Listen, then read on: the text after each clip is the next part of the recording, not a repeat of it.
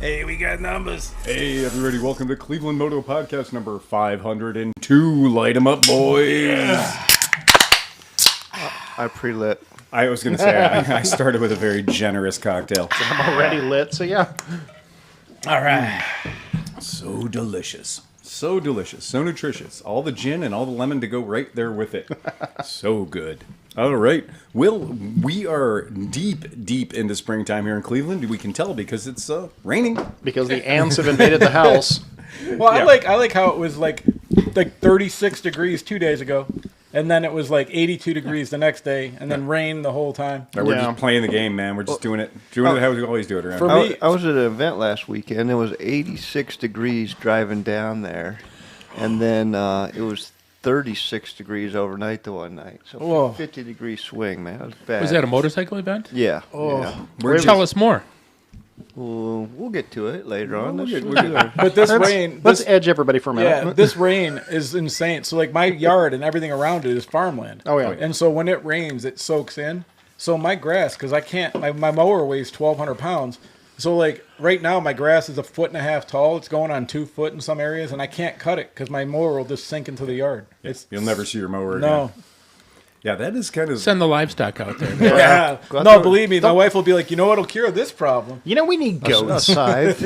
Hey, if you do get goats, let me know, because I need them for the yard here. Okay.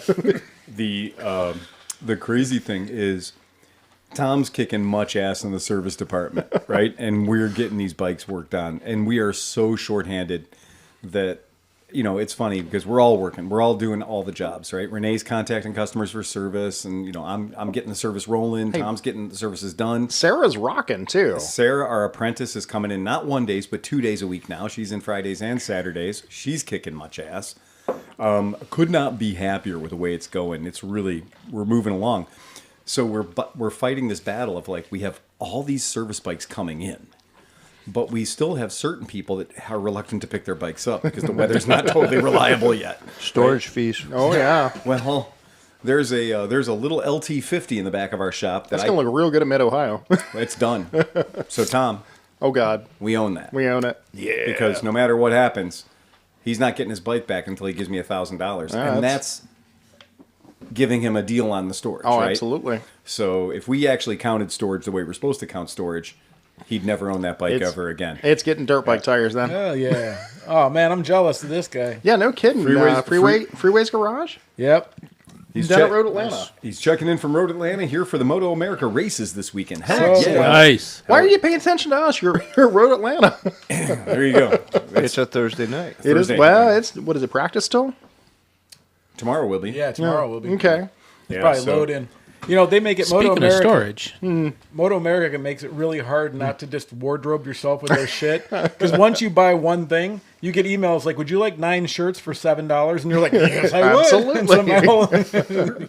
Our dealer rep from Piaggio, he was technologically impaired about a month ago because he got a virus. Oh, gosh. Okay, so he got a pretty bad virus on his phone. Somebody hijacked his shit on his social media, on his email, the whole world. And would you know who he got hijacked by? The email that he opened that gave him the nasty bug? What? Moto America. No way. Yeah, for real. I was going to say, what, Zongshen contacted him about his exactly. warranty? I'm glad I use Max. We don't have that problem. Yeah, so that's a funny. And in the podcast tonight, to my immediate left, we have. Dan Kropke. And to his left. Steve Sleepy. And to his left. Speedy Pete. And bringing up the corner. Chris Smith. And behind the bar. Tom Pennington. I don't know if there's a hole where a Meckelfresh should be. So Very large hole. There's no Mac, and there's no Sean. There's no Right. special guest. Well, Johnny Mac got a drone, so he's he's droning out playing with- right now. he's out Yeah, playing he's with himself. obsessed. he has a whole new hobby and a whole new Well. group of friends. Yeah, he's just droning on. The other thing that's really kind of an eventful thing at the shop is we get a truck shows up, a big white truck shows up in front of my shop. And because we work with Piaggio and Moto Guzzi, we never know what's going to be in the truck because they don't have a communications system because they don't know what's going to be in the truck.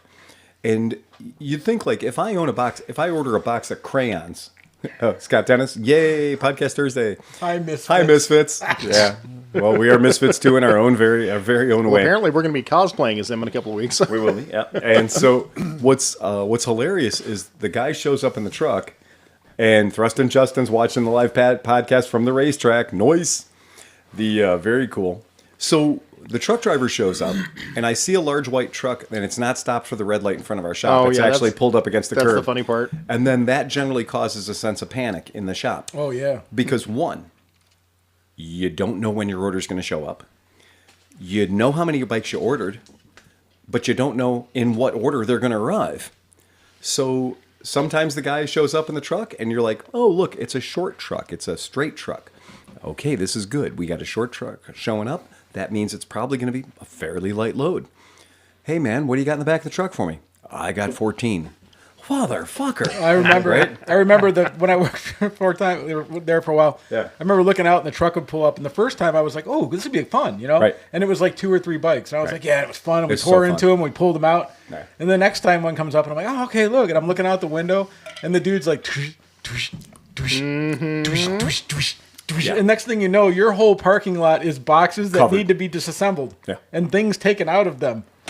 And And it ain't depending on- easy work, man. Depending on what's in the box, Yeah. it could be What's in the box? What's in the box? it could be 20 minutes to get the bike out of the box. Yeah.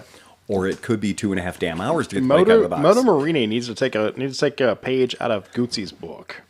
What was the Absolutely. ones that would just cut the fuck out of you? It was the buddies or kicks or maybe. Oh yeah, so the Kimcos came in metal crates that Yeah. were sharper. Yes. Like the entire box was made out of swords. And they were smeared with feces. Oh, absolutely. And it's like they harvested the perfect 1-inch angle iron that was truly brilliantly sharp. Yes. Like fantastically sharp. Nothing cuts and burns like a Chinese paper cut. Yeah. And you Exactly. could probably melt it down with a lighter. Yeah, they're Oh not- yeah. It's remarkable. Like even the scrappers don't want it half No. the time.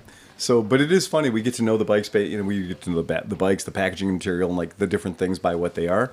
But I've taken to wearing those Atlas gloves. So I wear these Atlas gloves. They're cotton gloves. They're rubber dipped, and they work great. I've handed them out to you guys at the podcast before. But for uncrating unfriendly cardboard boxes and steel boxes, those are the secret weapon because you can stick your hand into a hive of bees and get it way unscathed. Yeah. Those things are brilliant. But this is that thing where you're like, okay, I've got today figured out. I came into the shop 3 hours early. I cleaned up my area. I did some maintenance. I did some housekeeping. I did some stuff to get myself ready for the day. I put on a nice shirt. I got some nice looking pants on. Oh, crap. White truck. What do you got for me there, buddy? I got 11. Okay, 11. Line them up over there. My pickup, because I got to police up all the cardboard. And then the rain starts. Got to police up all the wood. And if the wood in the cardboard gets wet, you can't cut it. So it doesn't cut anymore. It becomes like you got to tear it apart. And I can imagine with the things that you're getting now, Yeah. they're not scooters. No, they're big ass fucking yeah. bikes. So, like, I mean, removing this, a Vespa GT 300 Yeah. was like, okay, right. and hope that you don't drop it when you pull the back out. I can't imagine. And when you what- would get to a BV 400, it'd be call a friend. Yes. Right? Yeah. So when you get to a BV 400, be call a friend. When you have a Kimco AK50, call 2 friends. Yeah. Right? Well, when you got a Moto Guzzi 1000, right? Oh. And on a lot of the bikes, to make them fit in the crate, they're partially disassembled Oh, on right. some of them. So that makes life a little more challenging. Sometimes the wheels are on, sometimes they're not. That makes life a little more challenging. Right. So it is a really funny thing. I have a device at the shop called the Bike Picker. You guys may have seen it, the big blue monster. And that thing is genius because you take the cardboard off the crate, take the lid off the crate, loosen all the bolts on the bike, and reach in with the Bike Picker. And it's got straps. You put straps around the handlebars or around the triple clamps, and you put straps around the grab rails by the seat.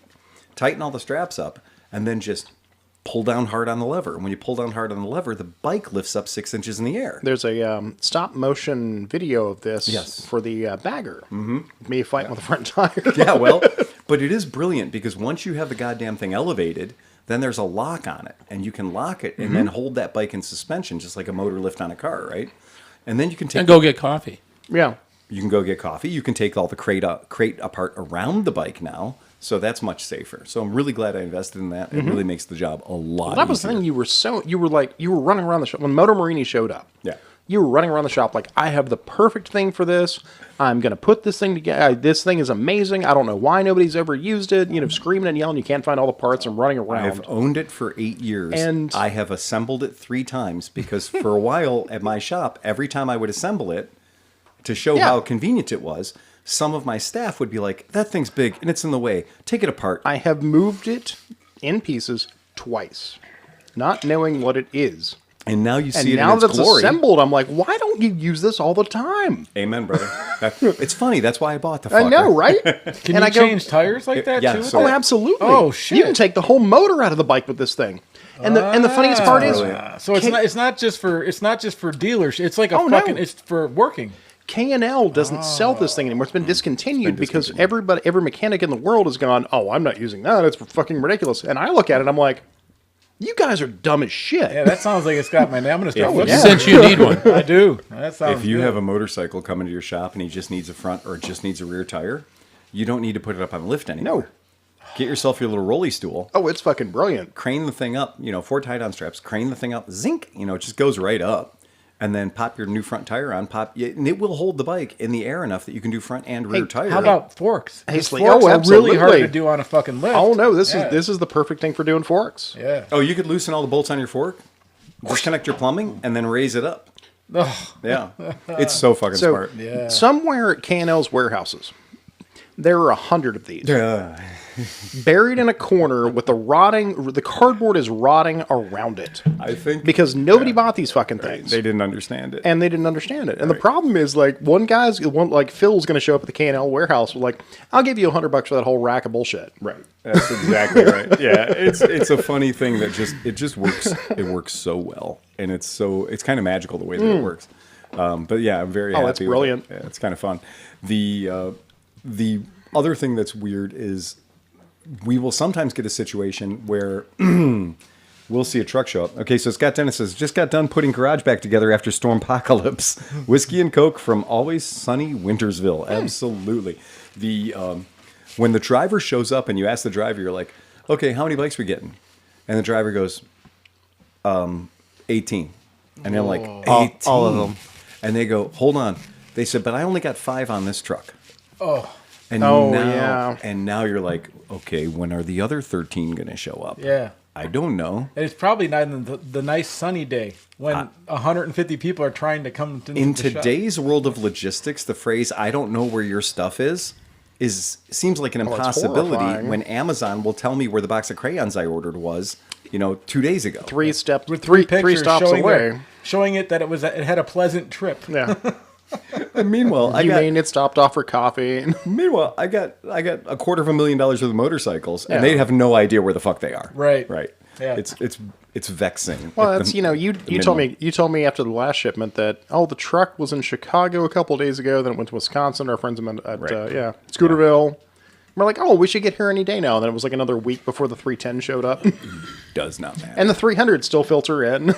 Yeah, it doesn't matter. And it drives Renee crazy because then Renee's got to go through all the list constantly. And we have to 3D scan every box that comes in now for the damage. That's another part. Let's just say for the sake of simplicity, you ordered something from Amazon.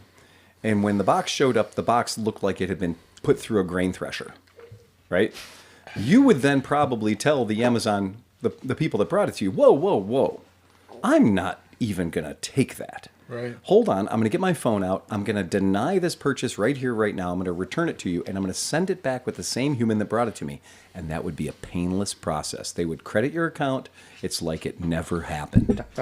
Now, my friends, let me bring you into the world of an $18,000 motorcycle. The bike shows up. The box looks like it's been chewed up by Godzilla. It has clearly been dumped over 2-3 times. Okay? Ooh. We now acknowledge that box is fucked. You would think, take that back. No, you cannot send that back. Sending it back is an automatic admission of guilt and a $500 return shipping fee on my part. Yeah, that's the way it works, guys. Welcome to the awesome world of being a motorcycle dealer. You have to take it in its condition because the facility that they used to return these items to, when damaged in transits, that facility doesn't exist anymore. They closed it. So if you return it, it's going to go all the way back to the logistics center in Texas. And the logistics center is exactly that. It's a warehouse full of boxes from 96 different companies. They don't want a broken box full of motorcycle there in Texas. So they're punishing the dealer to the point where you would never return a crate. Instead, though, they will take you through, no kidding, it's a 2-page process of photographing the box as it is, photographing the barcode on the side of the box as it is, photographing the driver and the truck that delivered it, and signing off on the manifest for the driver that this box was damaged in such a fashion, in such a way. You must open the crate within 24 hours. So that sucks if you're a motorcycle company like Triumph down the street, who has their bikes built for them off-site. Oh. By another company, by an assembling company. Yeah. So they've got 24 hours to make the claim. So we got 24 hours to get the vehicle out of the damaged crate, to get the vehicle up to the point where it can be photographed, photograph the entire damage to the vehicle and the VIN on the vehicle, write a report, send that report in all within 24 hours. Now that becomes really goddamn difficult when you get a delivery at 5:06 p.m. on Friday. Yeah, no shit. Really tough Is to it do. business hours or like just hours? It's whatever they can do to deny your claim. Correct. Oh, so it's in your best interest, even on a Friday, to get that motherfucker This in on is Saturday. this is why the first time one of these happened, that the bike was totaled, I had to break out the oxyacetylene. Right. Then what they're going to tell you is, we've given it 3 weeks of thought. Oh, by the way, it's on your floor plan. You paid for it already. We've given this 3 weeks of thought, and we've decided that we're going to total this bike out. Well, that's very nice of you. What do we do to total the bike out?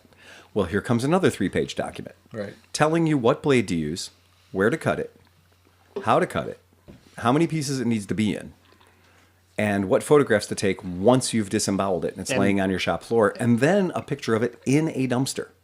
And they dictate what color the Cybertruck has to be. So, as you can see, life ain't all wine and roses necessarily for the dealer when a box comes in damaged. Also, you can find out things are damaged a little bit late in the game. So you might have a vehicle that has undisclosed damage or not visible damage. You may get a vehicle that you get out and everything looks fine, the crate looks fine, but somebody at the warehouse committed the vile sin of stacking. So every motorcycle crate says, do not stack. But guys in warehouses stack. That's how they double their volume. If they could read, they probably wouldn't. They're forklift certified. Exactly. So we see these vehicles that we get the bike in and we get it out of the crate, we move it around, and then later on, 3-4 days later, when we're trying to put the mirrors on, we realize that everything on the handlebars is broken underneath the plastic. We discover that the forks are bent. We couldn't see that until we tried to put it together and put it on the road. Wow. So now you have to fight them because your claim is coming in more than 24 hours later. Again, any of you guys want to open a motorcycle shop? Come and talk to me first. I'll get you squared away as I possibly can. As I found out today, since everybody says, owning a motorcycle dealership is easy. Right.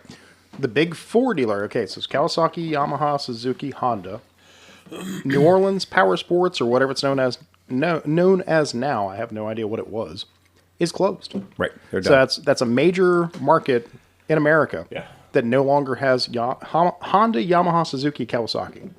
And how far do you have to go if you're in that market to go buy a Honda, Yamaha, At least Kawasaki? an hour and a half either way to Gulfport or Baton Rouge. Right, for the warranty work on your Exactly. bike. Right, exactly. And that's a real big problem in the industry right now is they're losing dealers in critical areas. Oh. Go ahead, Chris. So when you say that you have to cut up the bike and put it in a dumpster, so there's some man hours there that you have to go through. So do you get compensated? Okay. We do. All right. We get compensated. If you do it by the book, if you do it the way they want you to do it, exactly the way they want you to do it, you're probably going to lose a couple of bucks. So you cheat. You take, shortcuts. But the offset is I now have a complete 3-valve 150 motor. Right, and and that's the back of the shop. and don't let Tom fool you. He's absolutely right. You get to the victor belong the spoils. Yeah. They are so adamant that you are not going to mail anything back to them that they don't want you to mail back if the motor's intact and the motor hasn't been destroyed in any Tires, way. wheels, Oh shocks, yeah, absolutely. Because grips, I put dash. You have all the parts. They want you to fuck the frame. Oh, exactly. They don't. That VIN will never see a title. That's exactly right. Okay. That's exactly right. Yeah. So they're giving you a little bit of money in the form of some compensation for your technician's hours, but they are saying like that motor never existed. That speedometer, and those speedometers can be $1,200, $1,800. Well, we had a guy ABS sensor. we had a guy a couple of weeks ago, and Phil sold one of the. It wasn't a Bieber; it was a black, wasn't it? That Sprint. Yeah. And the guy was like, I don't like those wheels. I want silver wheels and not the black wheels. And Phil was like, you know what? I've got you. And sure enough, I took the silver wheels and swapped them onto this brand new bike, and everybody was happy. Something I normally would not have done, which would entertain a guy who's like, well, I just don't like the black wheels. I need to be special, right? My mom said I was special when I was a kid, so I'm still special. And the teacher said I was special, so I'm still special. And normally I wouldn't have done that. But when his brain said that what he wanted were silver wheels off a 23, I thought we've got this. A cut apart Mickey Mouse bike. And the worst part was literally taking the stickers off the wheels, which even in my head was like, I don't like taking these stickers off. It's just a tough thing. It puts you in a position because like all these things, like we impart these motorcycles with a certain value beyond their dollars. We're like, oh, it's a perfectly good bike. Yeah. And in the case of the last one we had to cut up, I literally told my distributor, I said, here's the thing. I know what this bike needs have done to make it be whole and safe and totally okay, and I'd buy it and anybody else would buy it. There's a weld on the bike that was broken. A weld on the bike that was shattered and broken due to the bike being stacked in the crates. I said, I've got the welder, I've got the skill, I can weld a tab back on there. I'll charge you an inconsequential amount of money for taking everything apart, getting to where the metal is, welding the tab, putting it back together again, and it'll be fine. And they gave me some hoo-ha about like, well, the insurance companies or whatever. I know the deal is the distributor wants to go after the shipping company because the shipping company is going to pay these bills. So the distributor doesn't want to pay me $500 for taking everything apart, welding it, and putting it back together again. The distributor wants to get a giant check from the shipper to make them whole on whatever price they say the bike was, which was probably more than they actually paid for the bike. So it could be totaling bikes out for fun and profit. But again, I'm cynical. So that might be that. So look who checked in at the... you did. Look who checked in on the chat. He's not here tonight. He's on the chat. But he's there in spirit. So, Chris, you'd bring up a question. So, since you're got takeoff parts from these bikes, I mean, how difficult is it for you to inventory all these different pieces, parts for all these different bikes, and to kind of know where they are? I mean, you got a whole system set up that we do. Totes and everything. Every shop has a way to do it. Some shops use it a different way than we do. Some shops will put a sticker on it with a barcode. Some shops will just go, "That's in that box." Look, hey, if you open up the purple box over there, there's going to be all the takeoff parts for a particular color Vespa, right? And then we know that in that box are all the parts for a particular colored Vespa. And, we're not the kind of shop where we're taking and we're barcoding every wire harness. We're not barcoding everything. But we know anecdotally between the three of us, hey, look, when we get a bike that comes in the bad wiring harness, this is going to save us a 3-week turnaround time getting a new wiring harness. And like that scooter that you just had happen, right, with the plastics. Yeah. So you see a bike come in, same color, same bike, but now it has a scratch. Right. Now you don't have to fucking do any of that because you can just pop that other plastic on, right? And as far as inventory, hey, Phil, how long did it take me to find your key maker the other? Right, yeah, that's pretty great. Once you work for the shop for a certain number of times. If it's in my head, I know where it is. Once you work for the shop for so long, we share a hive mind. And so the hive mind is all about like, okay, you stand in the middle of the room and you say, does anyone know where my Curtis key cutting machine that was donated to the shop by Kurt Cousineau? It's a blue metal box. It's disturbingly heavy for its size. And Tom goes, I tripped over that recently. And Tom materializes it. But between the three of us, one of us has tripped over it recently. Yeah. Or one of us has stubbed their toe on something recently and said, God damn it, why do we even have Bajaj headsets? Why do we even have this thing? Why do we even have this thing? Where did I put the O-rings or the rubber bushings for the Globe sidecar? Oh, wait, it took us a week to find them in the glove box. And what's the answer? where would the smarter version Where of would the me have smarter put version it? of me have put it? Right. And if And you're ever then- looking for anything, always ask, where would the smarter version of me have put it? And then you found the other set in the S cargo that you accidentally sold. It's been in the back of that car for 7 years. Yeah, in the warehouse. In the warehouse. In the warehouse. I'm pulling all this shit out of the car I'm selling, out of the back of the car I'm selling, and I'm pulling it and I open a box and I was like, Jesus Christ, look at all the suspension components here for a sidecar rig. That's where that box He's went. like, I know I've ordered 2 sets of these, and I hid one. I hid one for myself, which is weird as hell. And then It's absolutely true. Yeah. Okay. Well, we're going to get into actual topic information now because stuff that we did say we were going to talk about. So there has been a rash, and I mean, at the shop I use the word rash very carefully. Because we have to have a cream for that. Right, exactly. Sometimes a rash, well, it's just an abrasion. It'll go away. But other times a rash is a problem, and there's another reason for it. So what we're talking about here, folks, is we're talking about neglected maintenance. We're talking about things that your owner's manual says you're supposed to do, but who reads that cocksucker anyway? And by the way, this week, I should have been tallying it on the wall, but I have at least 7 customers that have called this week with questions for which the answer was in the owner's manual that came with their bike. And I must remind people that they are calling me with such a powerful sense of displaced confidence that I memorized every owner's manual for every vehicle I've sold in 25 years. Because I'm supposed to be like, oh yeah, that's on page 23. I can't tell you where the keys are for a vehicle in my garage right now, unless I go resort back to where would the smarter version of me put them.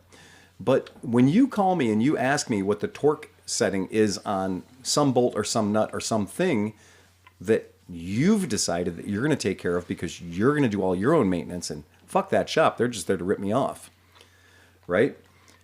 My friends, if you are in the camp of fuck that shop, they're just here to rip me off, you need to open your fucking service manual or your shop manual or your owner's manual, and you need to familiarize yourself with a grid.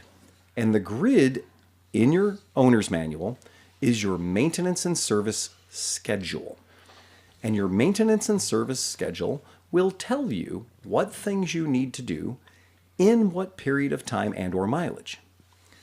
And when it says things like adjust valves at 15,000 miles, that doesn't mean since you're changing your oil at home by watching a robot video that you become exempt from adjusting your valves at 15,000 miles.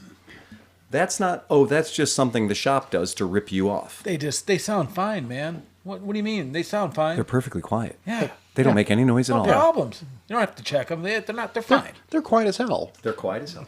Okay, so in your owner's manual, if your motorcycle has ABS and it's from this century, somewhere in your owner's manual, it will tell you to change your brake fluid. Trust me. If you don't know, you're one of the cocksuckers I'm talking about. Read your fucking manual. I don't care if you've had your bike for 15 years and you've never read your manual. Read your fucking manual. Why? Because, one, we're going to ask you questions on the telephone that are traps. The questions I ask you are going to trap you into telling me that you didn't read your manual. Mm-hmm. Somebody who would have read their manual, even if they read their manual when they bought their bike brand new 8 or 10 years ago, they would have known that. Okay? So when I ask you this question and you don't answer it correctly, but you remind me that you've been doing all of your own maintenance and all your own service, then my behavior on the telephone is going to change a little bit. I'm going to go from less like, I'm going to try to give you a bunch of help because, you know, you're obviously a great guy and you're cool, to being like, you don't know the brand. No, you don't know the model of motorcycle you're riding. You don't know the year of motorcycle you're riding. And that offends me because I keep track of about 100 bikes that I own, right? And I know what year they are, I know what make they are, I know what model they are. And if I can do that for plus 100 bikes, then you could probably do that for one. I could do it for 2. Right. Out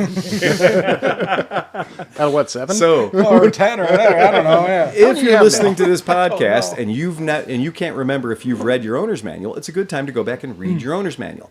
Do you know why you should read your owner's manual? Because the manufacturer and their team of lawyers has identified problems with your motorcycle. And in that owner's manual, that's where they put the get out of free jail cards for the marketing department, the service department, the technical department, and their lawyers. Because they can say, well, we told you that you did this. And if you experience a catastrophic failure outside of your 2-year warranty, it's not on them anymore. You were told what you had to do. They made sure that you were told what you had to do. You clearly didn't do it. Now, going into the next part of this. I'm not going to throw Tom under the bus. I did that earlier today. It wasn't as satisfying as I thought it would be. Okay? The problem is if I get thrown under the bus, I have to fix the bus. I still have to fix the damn Quit thing. bleeding and fix the bus. All right. So I'm going to throw myself under the bus. My wife owns a 2016 Hyundai Elantra Korean touring sedan. Okay? Base model, 6-speed manual transmission, nothing special. I know a lot of things about that car. I know that it has 67,000 miles on it because she doesn't drive it very much. I know that that car is now 9 years old. I know that we've done very good religious maintenance on the oil changes, at least every 4,000 miles.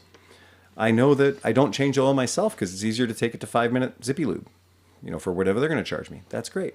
I know that I put a catch can on it because it does have direct injection, and I want that car to last a little while. I also know that I've never changed the brake fluid.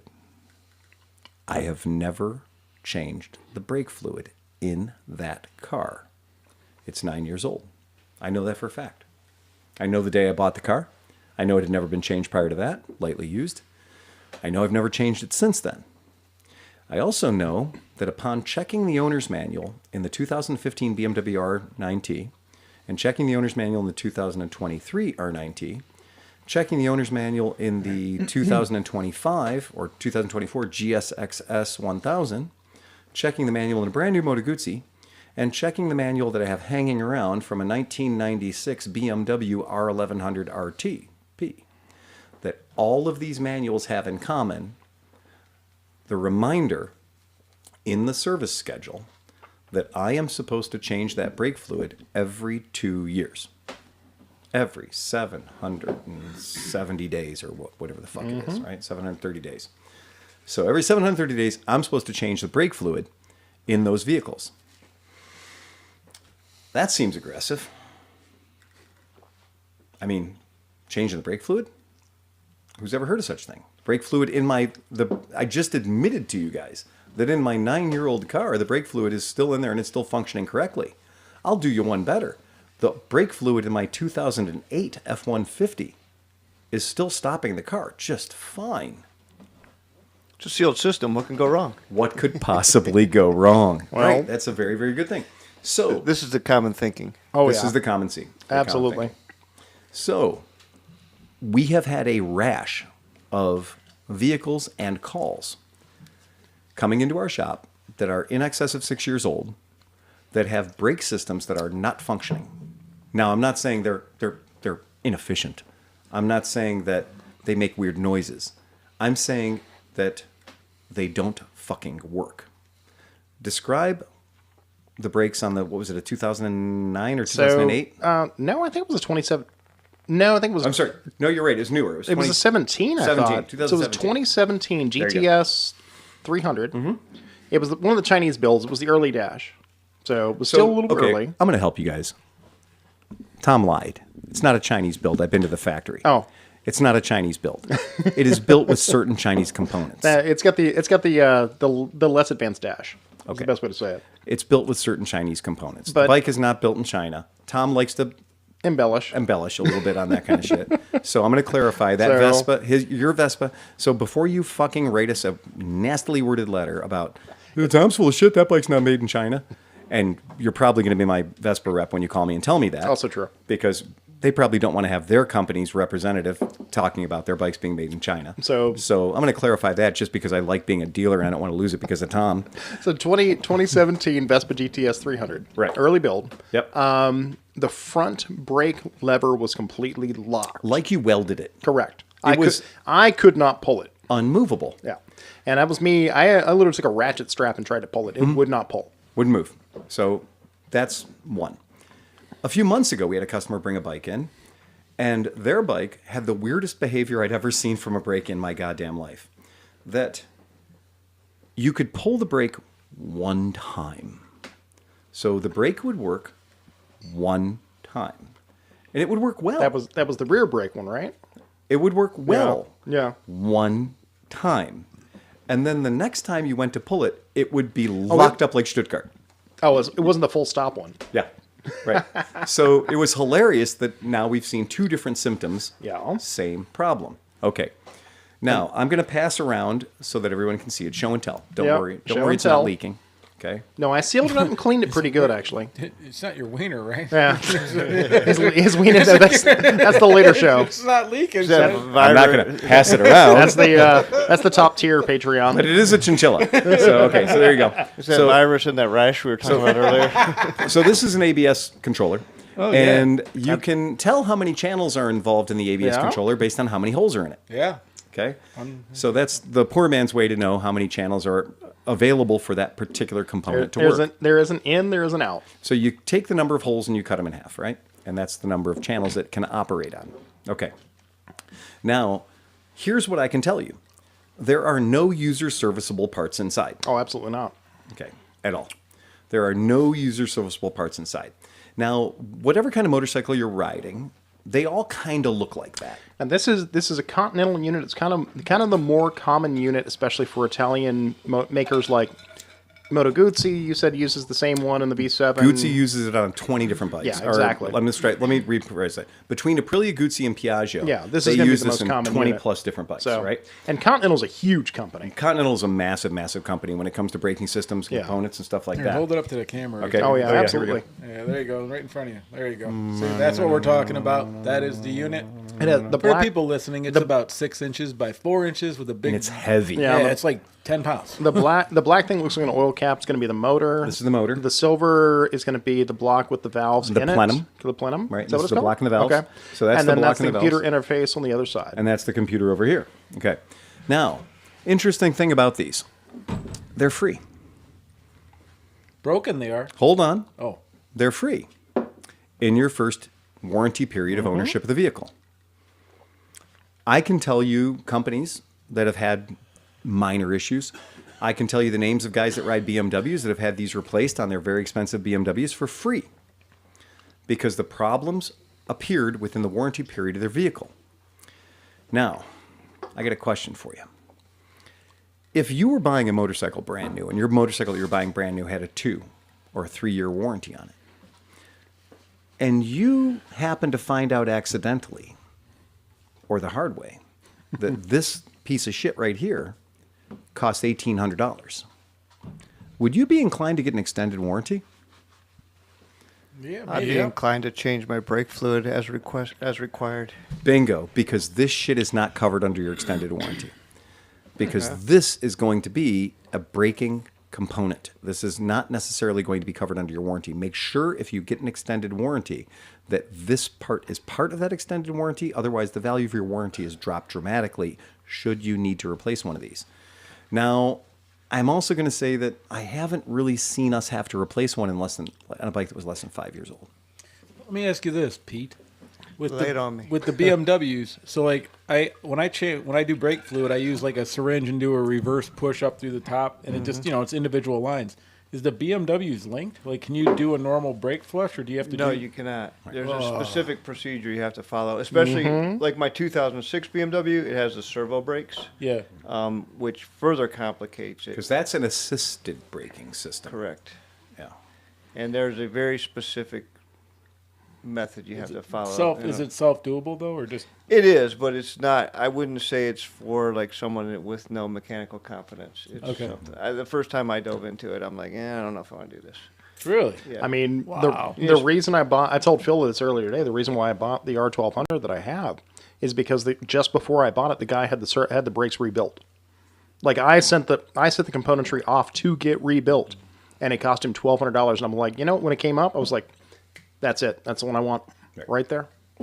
And the other thing is, a lot of people when they beat their heads against the wall. So go ahead and Sleepy, go ahead and pull this up for me real quick. Yes, sir. So this is a BMW brake pressure modulator.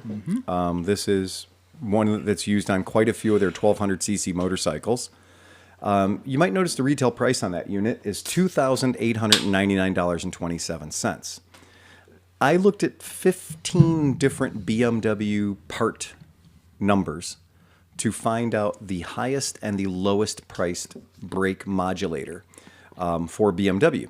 And this, in fact, this particular modulator is the most expensive that BMW sells. I am stacking the deck here, right? So this particular modulator is absolutely the most expensive one they sell. Now, when you look at it, it's not that much different. But if you're purchasing a used BMW, thinking that you're getting a great deal buying an R1200 for $3,000, are you going to be ready to spend $3,000 for one component, plus all the labor to do the job? And keep in mind, there are companies that will rebuild these off of dead ones for $1,200-1,300. Yeah, Scott checked in, and I'm like, he knows what we're talking about. I signed in, I saw BMW parts. Hell yeah, you did. Okay. So that's a really, really expensive thing to think about. Okay, I could have saved myself $3,000 by changing the brake fluid every 2-3 years. Absolutely. Right? Could have saved myself a lot of money. Well, now, like, even if you take it to BMW and they charge you $200 to do it, that doesn't sound that bad compared to having to buy that thing. And I'm going to tell you something right now. As a mechanic, I have all sorts of fluids all over me all day. And that's, at our shop, that gets weird. Is that what it is? Exactly. So, but at our shop, that gets weird. And then he goes to work. And then I go to work. But if there's the worst fluid I can have on my skin, like absolute creepy crawly fluid on my skin, brake fluid. Brake fluid. I fucking hate it. Yeah, it's terrible. I've been covered in oil, grease, you name it. At Radiator least- fluid doesn't matter. tell us more. Tell us more. We don't need any more. These are information. excellent. This is Nobody on the internet wants to know what fluids. This is all going to be on our Patreon. Look at the time. I gotta go. Brake fluid, for some reason, that viscosity is just fucking. Ooh. Okay, so It's now... nails on a chalkboard. That's enough. So now... Hey, Pete, Pete, hand him some sausage. Okay. All right. So now we made fun of BMW because they were literally... Oh, it's easy pickings. Well, they were the most expensive brake Exactly. modulator I could find. Okay. But Triumph, on their Triumph 900 that has existed from 2006 to 2020, that's a very long run. 14 years. Same part number. $1,984. $2,000 for their version of that. And these are bikes that you're buying for $7,000 now. No, right? these are bikes that if you're buying a 2006 Tiger, 2006. We sold a 2006 Tiger at our shop. Oh, yeah. For $4,000. Yeah, I thought you said 16. I'm sorry. Oh, yeah. So you're buying a $2,000 brake controller for a $2,000 bike. Bingo. Absolutely. Okay. But yeah, that makes it the even more worse. expensive brake controller is the one that you can't get. So let's just say you got a 2006 BMW, you need the controller modulator, and you can't get it. Now you got a 2006 BMW paperweight because you can't fix it. Or you had like the K1200 GT that we had. We had a K1200 GT that showed up with an ABS warning light on it. And those have a dual channel system. They have two warning lights on them. So there's two, there's a front warning light and there's a back one. Thrust and Justin, save the rest for the OnlyFans episode. Absolutely right on Thrust and Justin. Okay, right. so we're going to talk about that K1200 GT that showed up. When it showed up, it had not one but both ABS channel faults. Yeah. And I have a BMW 911 tool hiding around the shop somewhere, and I jumped it on the bike real quick because I was like, okay, is this just... They flash AB until they get to going 5 miles an hour and they shut off. Until they sync up. Flash. And I was like, okay, that could be other things. Could be a wheel speed sensor. Could be all these other things. But because the bike is 12 years old, then I'm like, no, it was fucked. Yeah. The ABS controller was, in fact, shit. So I had to make a decision. do I try to find one? And that K1200 GT is a really hard one to find the ABS controller for. Very hard to find that part. And I found an ABS bypass kit. Yep. So I found the bypass kit, and the bypass kit, by the time I was all done buying the fittings and the different hoses I needed to go roundy round, to do that, I was about $900 in. Okay? Well, $900 in was better than $2,000 plus for a part I couldn't get anyway. But now I had a K1200 GT, which is the hand of God going down the freeway at 186 miles an hour, but it didn't have ABS brakes anymore. Johnny Mac, checking in. Johnny Mac, what's up? Johnny Mac. He's Got his CB160 race bike. All right, John Buckford says, sup, sitting here with Kevy in Hartford, Connecticut. Hey, Kevin, we got a CB160 race bike running today. Yeah. Hey, text us a picture. Send us a picture. Yeah, John. send that picture in. The Honda Whisperer strikes. Of the bike, not So- you and Kevy. Yeah. This is. We already talked about lube. It's all right. So Phil, Interesting fact about Kevin. Kevin Nixon has no sense of smell. So John can get away with murder. Literal. literally. Do what he wants. Crop dust the whole damn place. Hey, you know what? Why does it smell like almonds in here? Okay. Anyway, so now we're at $2,000 for a Triumph item, and so it's not like just BMW is fucking you. These are parts that are very, very expensive. You mentioned bypassing. Yes. So one of the problems you run into with BMW, because I know this from experience, is it's simple enough. All right, I'm just going to run straight lines from the master cylinder to the brake like God has done since 1983. The problem is on BMW especially, they run everything through the ABS modulator because you have no more speedometer, you have no more tachometer, everything's fucking dead on your dash. Because someone went, you know what we should do? Run everything through the ABS. And here we are. But that's because the tone wheels record everything through the sensors. It's also Speedo. Yeah. So when I did that K1200, I was shocked at the amount of destructive things I had to do to that motorcycle. Yeah. The number of things that I didn't think would be involved with the ABS controller, but they are involved with the computer of the motorcycle. So having that. There's I'm just Yeah, I get it. Okay. I don't know what don't worry Justin about and Johnny Mac are doing, but don't send photos. There you After go. all. Are we going to talk about what causes the modulator to go bad? Why, when you don't change the fluid? That's We're going the to talk question. about that next. Okay. Okay, so we're going to talk about that next. Now, I'm going to take this situation that is already bad. We've already admitted this cost $1,800. And when I was passing it around, what nobody said was the first thing that Tom said is that I've never held one of these in my hands that didn't say made in China on it. Oh. Including, I did check the BMW ones. Mm-hmm.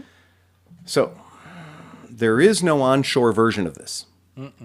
Would you guys like to tell me what the current tariff is on items from China? 145. Okay. What would this price be, this $1,800 item, if we put a 145% tariff on it? Lots more. Yeah, we're kicking down the door $4,000. Eesh. 1,800 times 1,800 plus 1,800 is 3,600. 36. Plus an extra 40%. So now we're looking at about $4,600. Yeah. So we're about $4,600 for this box. Now are you going to clean your fucking brake fluid? Okay. Cocksucker. Good point. Because I couldn't find one. Brake fluid's cheap. I couldn't find one that wasn't made in China. Okay, what goes wrong? So fortunately, the Harley-Davidson forums, if you're going to find a human being on this planet that is brave enough to tear apart their ABS controller and say, I can fix it, I can fix anything. I've got a claw hammer and a straight edge screwdriver. My friend, that would be the Harley-Davidson community. Even though their ABS controller only costs $600. So they have the cheapest ABS controller available to them as a motorcycling community, depending on what bike you're riding. And they're still going to tear the cocksucker apart. They're still going to do it because they're smarter than that ABS controller But you know is. what? Occasionally, like from the adventure rider guys, Yes. some dude will be some stubborn old dude who'll figure the shit out, and then he'll refine it, and then they'll sell a kit, and then it might become viable. You know what I mean? Like, absolutely. So that does happen. Sure. Absolutely. And absolutely no doubt about it. Well, my son-in-law, he's got an Adderino chip. I don't know. He bought it in like Walden Books, and like he hacked this thing together. And now I got like regular brakes, but like I got speedometer. Okay, Sleepy, go ahead and throw this picture up. Yes. All right. So here we've got 12 pots. So we got 12 pots sitting in there, 12 receptacles. and we got a very basic circuit board hiding in there, right? Now those things, those white things, are all little tiny motors. Those are all little tiny valves. They open and they close.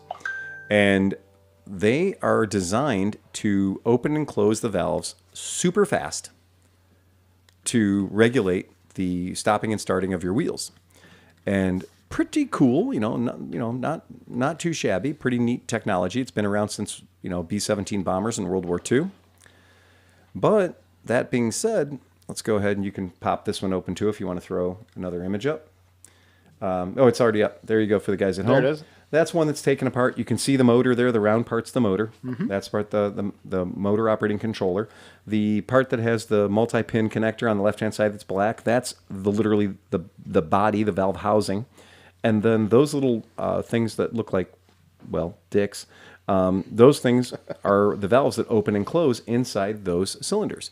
And you can see how long they are, and that's to give them a seal. So you have maximum amount of surface area inside of there to give that sealing effect.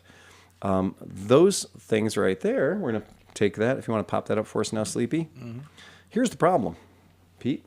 There's the problem. Oh, yeah, I know. Okay, so there's the problem.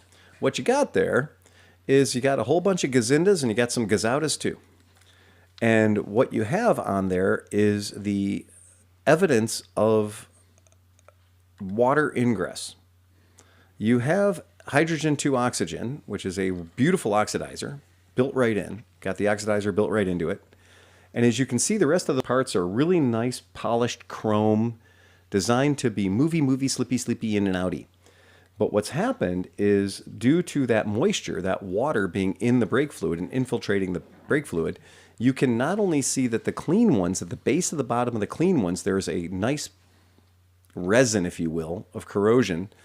But then on a bunch of them, they are literally scored to the point where they have rings on them. They look like they got O-rings almost. They look like they got circlips on them. Yeah. And they've got a ton of corrosion up there.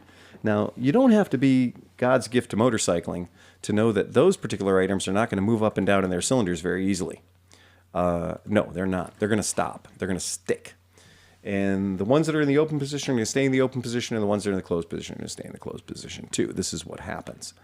And once this is done, you can't undo it. There is no restorative measure that you can buy in the form of a bottle of Stable.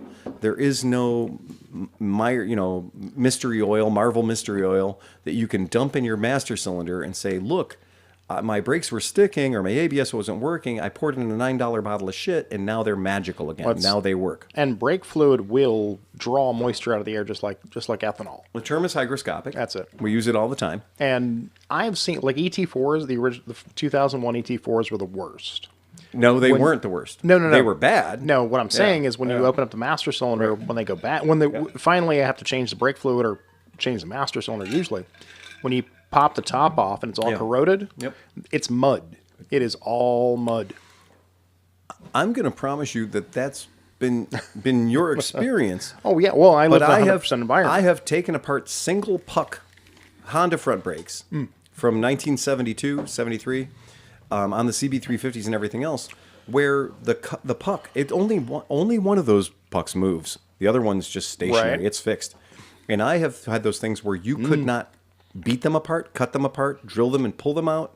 They were one solid piece because they had been on there so long, because so much moisture and so much water and so much oxidation the magnesium and aluminum, the magnesium and water had interacted. Non-homogeneous metals. Yeah, so we have non-homogeneous metals right next to us, promoting the galvanic response, and that causes those items to change their shape one into the other, so that that which they have joined, let no man separate.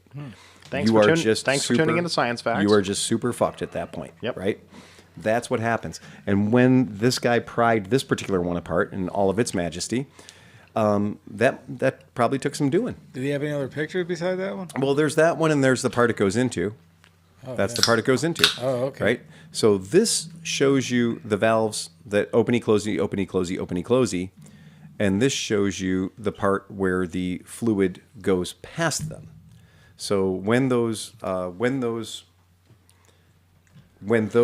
devices catch electricity, I'm trying to think of the most easy way to describe it. is when you put electricity into those devices, they allow that post to move. It's like a solenoid. It's a solenoid. Well, it's a magnet. Yeah, Well, it's a ring of because basically wires, it's a magnetic. and when they're energized, it allows that post to move. Yeah. That's what causes the pulsing. And you have the brake pressure there. You've provided the brake pressure, or that pump device has provided the brake pressure. One of the two. So you've either provided the brake pressure on simple systems, or you've got a pump device right here that builds the pressure and holds it up. Then we energize that coil, and when we energize that coil, then that shaft in the middle of the coil can move freely. And when you see this kind of corrosion on there, they obviously can't move freely anymore. So a couple of things. First thing is, I got ABS on my brakes, but I'm the world's greatest rider, and I've never used them. That's right. You've never moved those shafts. Congratulations. It's not good either. You have never moved those shafts. Okay, that's going to be the other part of why you should do the maintenance. The reason you should do the maintenance is because you're not out there using your ABS every day. If you were out there as a British dispatch driver driving around in the rain and the bad weather all the time, you'd be using your ABS systems every fucking day. And these things would be moving up and down constantly, cleaning themselves off and passing the small particles down your brake hoses into your master cylinder, where they would accumulate either in the caliper, which is down, or the master cylinder, which is up. Bubbles tend to go up, garbage tends to go down. So when we pull a caliper apart, what do we find in the caliper? Garbage, right? Garbage, junk, pieces, parts, rust, corrosion, oxide, whatever. This is why we get into the brake cleansing, or the replacement of the brake cylinder, renewing the brakes, renewing the master cylinder, renewing the fluid that's in it. Let's add one more thing to the equation, too. At a certain age, your brake lines themselves start to delaminate the inner lining, and Absolutely. You get little pieces of rubber, and then that gets gummed up either in these passages, or it pollutes the brake fluid. Right. Okay. And/or. So, what we're going to do about it? So what we're going to do about it is, first things first, do not come home from the store with 1 pint of brake fluid. My friend, you will need much more than that. The other thing that everybody in the world strongly recommends is flushing the system. Not just draining the brake fluid out or brake oil out. What's the difference between DOT 4 and DOT 5? DOT 5 is full silicone. Okay, DOT 5 is full silicone. It won't take the paint off your vehicle or anything else. The downside with that is it's DOT 4 may be actually better for the process and for not leaching as much water out of the air. I've never seen a high-performance machine not have DOT 4. Well, DOT 4 is where we are now. Yeah. That's where we are as a system. DOT 3 and DOT 4 are compatible. DOT 5 is not. Right. Harley Davidson, for the longest time, is exclusively DOT 5. Just read it. It's on the top of your master cylinder. You don't have to be a genius. If it says DOT 5, use DOT 5. Don't think about it. Right? If it says DOT 4, use DOT 4. You can't drain the 4 out and put 5 in either. It's absolutely correct. The seals, the rubbers, Will not the survive. compounds, whatever, they will not. It'll destroy the seals. And the other problem with silicone is that when you agitate DOT 5, so when you agitate DOT 5, it foams. And one of the reasons that you have an ABS control in your one of the problems with having a ABS control in your bike that's designed for DOT 4 is in the operation of the valves. In the operation of the valves, it can agitate the fluid, and that agitation of the fluid in DOT 5 will create foam. Let me tell you what foam feels like when you grab a handful of brakes. It's not awesome. Okay? And that's a thing. Cavitation. It's cavitation. Yep, that's exactly right. And so that idea behind silicone not absorbing the water, everybody's like, oh, we're going to put DOT 5 in everything because it doesn't absorb water. It doesn't absorb water. Yeah, but water still exists in your system. DOT 5 doesn't absorb it. But when your system is functioning, it can cause cavitation, and it can cause the foaming of the silicone fluid, the DOT 5 fluid, which will cause your brakes to go away at the worst possible fucking moment. And that would be when that pump is pumping. Go ahead. Is it true that DOT 5.1 is universal? Again, I appreciate that. I'm sticking with manufacturer's recommendations. If your machine says use DOT 0.51, that's great. You can use DOT 0.51. Well, Harley, from reference, Harley uses an O-ring instead of a crush washer on their brakes, which is why they recommend DOT 5 silicone-based. Because it doesn't eat that O-ring. Yes. Everybody else uses a copper crush washer. Correct. And that's just the thing. Is it true that 5.1? Yes, the marketing department does say that 5.1 is universal. It's magical. Yeah, I'm still going to use what it says on the top of my master cylinder. Yeah. Call me weird, but I mean, even the I'm best. going brake- back to the manufacturer Well, on this one. Jaunt 3 is typically corrosive. I 4 just- is kind of that in between. Yeah, I just have never read an owner's manual where it says use dot 5.1. So that's fine. I understand why it exists. That's cool. I get it. Better living through chemistry. However, now one of the things that I saw that I thought was really clever, and I happened to see it on the Harley Davidson thread, was the guy was like, you know what? When you flush it, I believe the guy was using alcohol to flush his system. So rather than flushing the system with brake fluid, top to bottom, he was using alcohol because of its, it's going to displace any grungies or whatever you've got in there. I'm probably going to say, you know what, brake fluid's cheap enough. That's what I was going to say. Yep. Yeah, I don't think I want any other. Buy 3 or 4 stuff. pints. Yeah. Yeah, because I know I'm not going to get all of it out. So whatever I put in there that's not brake fluid, I have seen that about using the ethanol, like using alcohol to clean the system because it plays nice, I guess. But I'm probably just going to buy 2 or 3 pints Yeah. and go through it. Or a quart. Yeah, I just don't see the reason or the logic behind it. Now, how are you going to get past this? Those valves we talked about. Because if you didn't have this, well, you could just open up your bleeder valves at the bottom of your brake systems, and you could flush them out the old-fashioned way. Gravity and pumps. Again, read the fucking manual. Read the fucking manual. Some motorcycles will give you the ability to open and close valves to service your brakes as an end user. A hell of a lot of motorcycles will require you to have a diagnostic tool to do this. A diagnostic tool that you may not have, you may not want to purchase, you may have to go to the dealership.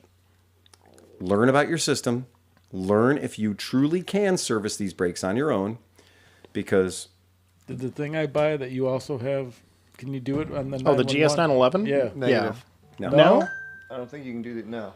Though I know the servo ones you can do it with just cracking. I don't know if the new ones you can or not. Right. So, What about brake cleaner? what about brake cleaner? Could you use that? Moto To Smith. clean it? I only use brake cleaner to clean You know, sparingly items. I mean, I try to use as little as possible. I used to use it for everything. I try to use it a lot less now. Again, let's talk about that real quickly. There's 2 kinds of brake cleaner, too. There's chlorinated and there's non-chlorinated. And you don't want to spray the chlorinated kind on any kind of rubber parts because it'll destroy them. if you were so worried about what's in your brake lines that you want to flush them that much, change them. Yes, That's the best advice I can give you. I agree. Get a Spiegel kit, change it. Yeah. Don't even bother trying to clean it out. Right. I agree. Typically, if you just flush it with regular brake fluid, you're fine. And you flush it until it comes out clean. Exactly. Okay. Now about these valves. Without pads, I could not have changed that V7 I was doing earlier. That's what we're getting to. Yeah. I can tell you that on Aprilia motorcycles, I can tell you on Moto Guzzi motorcycles, I can tell you on BMW motorcycles, at least a bunch of them that I've worked on. I can absolutely tell you on Honda motorcycles that in their diagnostic software, they have literally a button you press that functions these valves, that opens them and closes them, and that you can trip them and you can exercise them. And you can literally function them. It's a 1 minute cycle. Like you have to sit there and hold the brake pad and it will, or brake lever, and it will go in and out and in and out, and then it will hold, and it will be the hardest thing you ever have to pull in your life. Yep.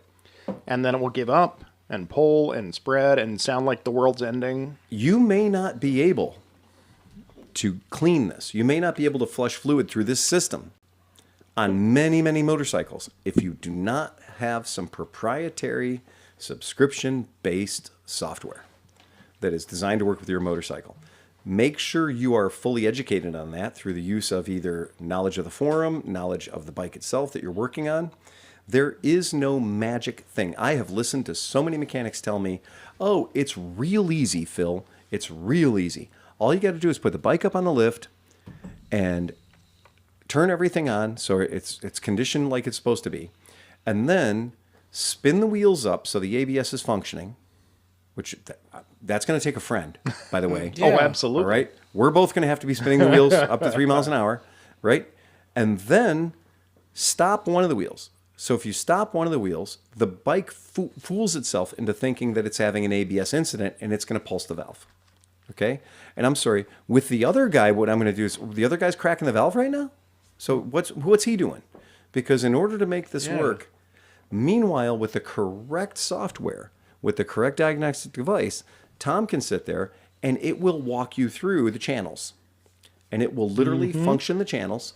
Yeah, it would have to. All that shit's CAN bus or whatever the fuck it is connected. It's, I mean, Well, the point being, even the pre-CAN bus stuff, you the still have computer to have knows, something. Yeah, like it's computer's controlling each thing, so it knows. 1996, a 30-year-old vehicle. Right. When I did it, I have the BMW 911 tool. And I was like, look at me, I'm a stud. I got a 911 tool. They were early. They were expensive back then. When I got mine, they were expensive. And I realized very quickly it did me no good when it came time to try to chase bubbles and air and problems out of that ABS controller. And I was to the point where I had the plug undone. I had the connector taken off, and I was putting voltage to pin 13 and pin 28 to try and send to pump the sensor. To pump the valve. Cracking the lines and bleeding the lines with the tank off and everything. Oh god! So what I'm telling you is nobody wants to go through that level. And what I'm also telling you is there's bad news, boys. And the bad news is you may in fact have to take it to your dealer. Here's more bad news. Yeah. A lot of dealers won't work on bikes more than 10 years old. Also true. So let's say that's only going back to 2015. And that's we not just that old of a bike. It's that new RT I got the other day. And we just got a notice from Piaggio where they're petitioning Italy for pads to operate the older bikes. So even the old 3-pins are not on the current pads. Correct. Right. Yeah. So in our shop, we have a box of diagnostic tools. So like we have a box of diagnostic tools that goes like back. coat hangers. Meanwhile, I've dealt with brakes so bad I had to run a coat hanger through the lines to get brake. There you go. Shit. No, Max, right. He's got the original rubber lines on Oh his God, no. CB750. And yeah, you have to pass a coat hanger through them. Absolutely. But like old original ABSs from '96. Yeah. Good luck. Hey, Steve Riddell said his motor scan app will operate the motor and different channels at least. See, on the that's good knowledge 2010. right there. That's good to know. Yeah. So we have one of those tools. I do not think it'll work on the 15s and newer, but I do believe. So I did buy a tool so I could do the the RT. And I bought a tool, and it's in the box of tools. Like we have a drawer full of these things, and it's hilarious when you go generationally in my shop and you like the old Texa and the Pro Scans and all the different devices we have that are hiding there that are for bikes. That if somebody brought that bike into my shop, I'd be like, "Wow, you still got one of these?" Well, that's the the whole thing. 1998 1100 that I needed to buy a tool for so I could work on a fuel injected 1998 1100. You know. Well, the whole thing since I've been there has been an archaeological dig of the past 30 years of motorcycles and scooters. It's ridiculous. I just bought another diagnostic tool the other day. I haven't even shown it to you yet. There's a part I was going through a bunch of the shit for my race bikes and stuff. And just all these bikes have been coming and going for the last few years, right? I had this box of like electronics, and I finally decided to go through it. And like my heart kind of hurt because like 20 years ago, be like, man, I'd really like to get a Power Commander, but they're like $500 and I can't afford it. And right now in a box. This from all these fucking bikes. I have like 15 Power Commanders. Oh, yeah. Because like technology's moved on from them. They're just like, you can give them away now and nobody cares. It's crazy how that shit changes, man. Yeah, it is. I mean, it has changed so much so fast. When we were at the AIM Expo, we're walking around, there were at least 20 booths there selling motorcycle diagnostic tools. And they all had it. I mean, they literally had everything covered. Hearing that his Moto scan will pump the valves is that's pretty actually awesome. good to know because if we're not working on anything that age that we're going to well, right now we're not out of our envelope. Right. But that's good to know. And a Moto scan, you can get a Moto scan for as little like below $700 for the full Monty. I've pulled a little list up here if you want to look, and then they have they have different versions of it if you want to take a look at the Moto scan. And the GS911 has gone to a subscription base. It is. So you can buy it. It costs you like $100 a year now if you want the unlimited. You used to be able to buy it once, and you had it. Right.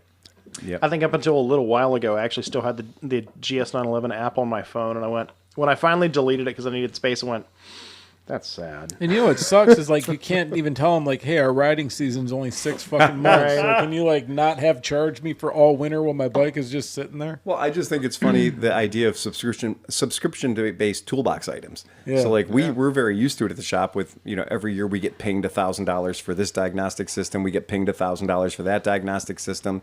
What are we going to do? We're not going to stop the shop. Well, the hysterical part was they were still charging us for Moto Guzzi pads every year, and then Renee had to call them and have them refund it. And so she had just called and had them refund it when you said, okay, now we're a Guzzi dealer. We're back in. Hey, another news flash. He said it's just an Android app. He's not even talking about buying the thing. The motor scan one he's talking about, yeah. No, I can show it to you. Let's- yeah. No, Yeah. he said the one that he used. Yeah, I think Phil has that, and he's going to pull it up. yeah. I mean, All right. yeah. Because there's- like I'm all in on this. right, and it's on Google, and it's on. But again, it is going to be subscription based. So you can pull it up right now. Go ahead and if you want to throw it up. That's your Moto scan for BMW motorcycles. Now again, you're going to have your connectivity. And older BMWs have the GS911 Rondell round. It's a 10-pin. The That's 10 it. pin. Exactly. Right. So you're going to have to buy the hardware. You're going to have to So have how that. do you plug this in then to your phone? Like What's- I have the different. Well, I have the 911 thing, but Bluetooth dongle or something? Right. You're going to have a Bluetooth dongle. Yeah. That's exactly right. Yeah, you'll buy the Bluetooth dongle that goes along with it. And on some of the stuff, some of the tools we've bought, they say that they work Bluetooth. Plug this into your OBD slot. Yeah, Yep. right. Dongle. Plug this into your OBD, and it's a Bluetooth thing. Yeah. And I'm like, yep, that didn't work. And then you buy the actual hardwired one, and it works. So I've also people are heard of saying guys it's a plugging. good app. Everybody's saying it's a really good yep, app. good. All right. Get on I it. mean, no kidding. No, this is good knowledge right here. Yeah. This is I'm why gonna we're here download having a that shit podcast. tonight. There's some bad ones out there too. So before you put your money down, Yes. make sure you know because you'll brick your ECU. Right. And That's then you're double fucked. So now that's the thing I want to make you aware of is the manufacturers are aware of these pirate apps. And manufacturers are also putting little traps in your way. And if you do damage with one of these pirate apps and your bike gets bricked out or your bike goes into limp mode because you changed something you weren't supposed to have access to. And this is something where we at the shop are big fans of the actual diagnostic devices from the manufacturers. The reason for that is in the interest of being super cool and being more marketable than ProScan, like so, if we look at if we look at one company's scan tool, if we look at MotoScan, well, there's also ProScan, and they're both selling the same thing, and they're both selling the exact same thing. And you might be $100 in and be like, I got this. The problem is, I just noticed with the ProScan tool that they just gave a new firmware update, and the new firmware update allows you to go places in an Aprilia motorcycle where you probably shouldn't go. Okay, right. These are places you should probably only go with full tech support and a laptop computer so you can see what changes are happening so you don't do something dumb to your bike. This brings us back to when you were talking about the interface for Zero, where they were hacking the firmware, and then Zero went, don't do that. Right. And they were like, no, we're going to keep doing that. Right. We're going to keep doing it. Well, I discovered, or I didn't discover, some people on the internet that use it were using the ProScan tool, and they were like, wow, this is great. It can go in and do all these cool things that nobody else's tool can do, and I can use it as a tool in my toolbox at the dealership because it's so much faster than using the dealer diagnostic stuff. Well, then they realized that they were getting bikes that would go out on the road and they'd get up to 70 miles an hour. They wouldn't go any faster because they'd put the bike into limp mode, right? So they literally had done something in the firmware of the computer that said, well, we're not going to let this bike hurt itself. So we're going to let the bike go up to a certain level and then it's going to shut down. And I didn't realize till the other day when we were in Piaggio training of all things, if I click the wrong button in pads, Right. it resets all the settings. Correct. And then you have to reset all the settings after you've reset the settings. Yes. And Yeah. that was one of the reasons why when I took one of the bikes out, it literally for 5 minutes was like, fuck you, I'm not doing anything. No, the ProScan tool I just bought. The ProScan tool has a button on the damn thing for, like, I opened it up for the Suzuki GSXS 1000. I plugged it in, hooked it up to the Suzuki GSX 1000 because that's a brand new bike. That's a bike with 180 miles on it. It's 2024. And I hooked it up and I was like, okay, great. First thing in the setup BIOS of the whole thing, the one that you think, like, I'm totally going to press this button. It's big and it's green and it's asking me to press it. Don't do that. It is reset, literally reset, null out the entire firmware. Don't do that. By the way, this bike is available on our website if you would like to purchase it. And also remember that when you have these Motoscan tools and stuff like that, if the manufacturer changes a version of the operating system, if they update the firmware, you will not have access to that. You may not have access to that until it trickles its way down to the people that are programming things at Motoscan or at ProScan or whatever. Just be aware of that, because we see firmware updates on some of the bikes that we do. It is shocking how creepy. You could not have before I started working for you. Yeah. You could not have told me that every time you do an oil change on everything that has a Piaggio badge, to plug it into pads. Oh, you're crazy. Who the fuck would do that? People who want the bike to run right. The first time that GTV that had the bricked ECU. Yeah. I was like, what? Why is this bike not running? And I plugged it into pads, and it went, oh, your ECM's fucked. Magically back from the dead. Right. Exactly. What the hell? Yeah. But they do. They literally update the firmware on everything. The V7s are the exact same way. Like, well, the Stelvio, the green one. Yeah. With the flappy bits. Yeah. No, that's a V100. V100. The Mandela, yeah. That bike, as soon as we take it out of the crate, we have to plug it in to update it. It's on version like 5.0 now. Exactly. Right. Yeah. So, guess what? And I'm like, what the hell? The engineers... This is a brand new bike, but it's already 6 months out of date. Everybody under 30 right now is going, so what's the problem? Yeah, exactly. Dude, my phone updated to a new version now. Shit? Yeah. Right? Pads. Like, what are these old fucks complaining about? How else are you going to get your fucking Wi-Fi, man? Pads. Every 2 weeks, Pads pops up at the bottom of my computer and says, oh, we've updated to the next version. I'm like, you're on like 48.1. But they have to. They have to. They have to. And the reason they have to is because rideability issues. Oh, absolutely. Because people discover something's not the way they want it to be, or a marketing department says we need 2 more horsepower. Or it's got to interface with your Android phone, the new Android version that came out. Yeah. So that's and that. It literally is. They had to. It still baffles me that they had to contact Italy to get a firmware update to make Sean Noel's heated grips work. Right. Yeah. Yeah. Like, what in the hell? Can you sync carburetors with ProScan? Yes, you can. Beautiful. It depends on whether or not they have the throttle position sensor. What I think is funny is all the money I have in carburetor tuning shit. I know. There you go. All the money I've got tied up in, like, I've got a setup. I can sync 6 fucking carburetors to an astonishing degree of accuracy. Like the vacuum tuning No, I've got the valves. electronic. Oh yeah. I've still got the Boxer Works, the back and forth dual tuner. Well, give it like about 5 more years, and then it could be like, dude, I can get you an appointment with Phil for $10,000, and he could sync your carbs. Oh, the guy that showed up today with the V65 Sabre. Oh God! Not a cruiser bike, the old one. Oh wow! Oh God! Like an 84? Oh God! Like an 85 or something. Yeah, like, dude, did you send him over to? My God, man! It just needs a tune. It just needs a tune. No. It doesn't need anything but a tune-up. It runs perfectly sweet. No. I'm like, when was the last time it ran? He goes, well, it was before COVID. Oh God! I'm like, oh, you're fucking problems. You come back in October and give me $2,000. No. Okay, well, you're not working at my shop anymore. So that's a 1100cc motor with 4 carburetors. I know. Yeah. I'm gonna say skid marks that way. Burn it with fire. But you know what? I was reading an article but dealing with stuff like that with Harley. Yeah. Where these guys now, like, they're known for like traveling back and forth, and they're going cross country and everything. Oh yeah. And these dudes now are calling dealerships, and they're like, "Hey, I broke a belt. Can I get you in and get a belt? What year is your bike?" "Oh, it's a 2005 Heritage." "Yeah, no, sorry."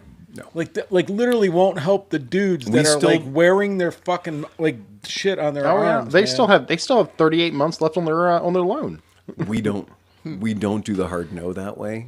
The shops in the Cleveland area are all pretty much 14 years. Some of them are 10. We don't do the hard no. I want to hear. I want you to talk to me. Right. So I'm not going to give you the hard no. I want you to tell me how fucked you are. Yeah. I want to just bathe in it. I want to hear the stress in your voice. I want to hear the hopelessness.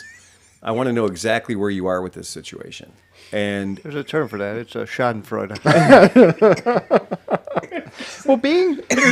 Well, but the real idea is before you take somebody's money, you should interview them. Yeah. And you should understand where they are. And maybe this guy's the world's greatest prick, or maybe he's the greatest guy on the planet. But 90% of the time, they're the greatest guy on the planet. 90% of the time, they're the greatest guy on the planet. Life got in the way. He's got a great motorcycle. He loves it dearly. And then I get to step in, put on my counseling robes, and talk to him. Real talk. And when we do that, we kind of figure out, like, well, would you be willing to put $3,000 into this machine? No, I wouldn't. Well, then your relationship with this machine is over. Yeah, this is the end of your day. This is it. You've saved us a bunch of time. Well, why would it cost $3,000? Because that's what I'm telling you it's going to cost. And if that number is not acceptable to you, then you should call every other dealer in Cleveland. Call several in Columbus. Tell you what, open up your world. Call a bunch of people. Mm-hmm. You called me. Well, so-and-so at so-and-so shop told me to call you. Yeah, I'm going to fuck that guy later. Okay? So Lots of lube. right now, though, I'm not going to be the dick. It's better to tell somebody go than tell somebody no. And so rather than that shop saying you're fucked and bad experience time, they just said, you know what, we don't do that. We don't work on bikes over 14 years old or 10 years old. So call Phil at ClevelandMoto. They work on all kinds of crazy shit. And then the guy shows up my door and he sees, what does he see at my shop? All kinds of crazy shit. Oh, yeah. Look, well, the problem is the GB500 in the window. Got a GB500 in the window. We got several motorcycles parked outside that are resplendent with carburetors. Yeah. We got all kinds of weird Japanese cars. Clearly, we work on We're weird insane. shit. Yeah, you're not a corporate shop. Like when you walk up to it, you're not like, "Whoo, there's going to be a guy in a suit coming out of this place." Triumph sent him over to us, and believe me, at Triumph, you can't find a carburetor if you do a deep dig. Yeah. You can Right? find fake ones. There's a bunch of The fake ones. fact that they stamp the new fuel injection with AMOL on the side of it makes me laugh every time. The fact that they made the new fuel injection look like AMOLs. I was checking to see if Dan was going to stab me there. They were. The funniest thing is they're ghost AMOLs because they're AMOLs, but they don't have any wires running or any hoses going in them or any cables going into them. They're just like AMOLs. They're like shadows of AMOLs. But anyway, long story short, I particularly had to realize his situation and find out where he was in life. And where he was in life was that he has got a $600 budget. Yeah, which isn't going to buy you anything. It won't buy you a tank of gas anymore. Well, the $600 budget is not going to fix the motorcycle he has, so he needs to start talking realistically about selling that motorcycle. Exactly. Right? And it's a V6. It's a old Sabre, which means it's worth about $600. He needs to get on a Sabre owners forum. Exactly. Is what I told him. Join a Sabre owners forum where there are like-minded individuals. They might want your wheels. They might want your seat. They might want your gas tank. Well, they're all looking for the same mechanic. You might part that bike out. It's where they go to rattle their sabers. You might La Sabre, the French sword. But you might find somebody who, in your parting out of your vehicle, might put $1,000 in your pocket, as opposed to selling it outright. You're just going to have. Oh yeah, there you go. Oh, John's here. Macklefresh fell asleep just listening to the podcast. He felt like he was still here. I heard him snoring. You know that's been one of the, having been the plus 10-year guy receiver of all of the motorcycles that the Vespa and Yamaha guys didn't want. Right. And, it hurts me a little bit not to work on those, but having filled my entire day with things that I don't have to beat my head against the wall to fix, I'm kind of happy. Yeah, it's nice to not have to cut exhausts off now. Exactly. Right? Like, I kind of want to be the guy still, but at the same rate, I'm like, no, I'm 50. You know what? I want to retire. I want to work clean now. Yeah. Dan, what the hell you got going on, Holy buddy? crap, Dan. Are we doing... Couple things I got from we doing Wisconsin for the podcast. Are we doing Jaeger shots?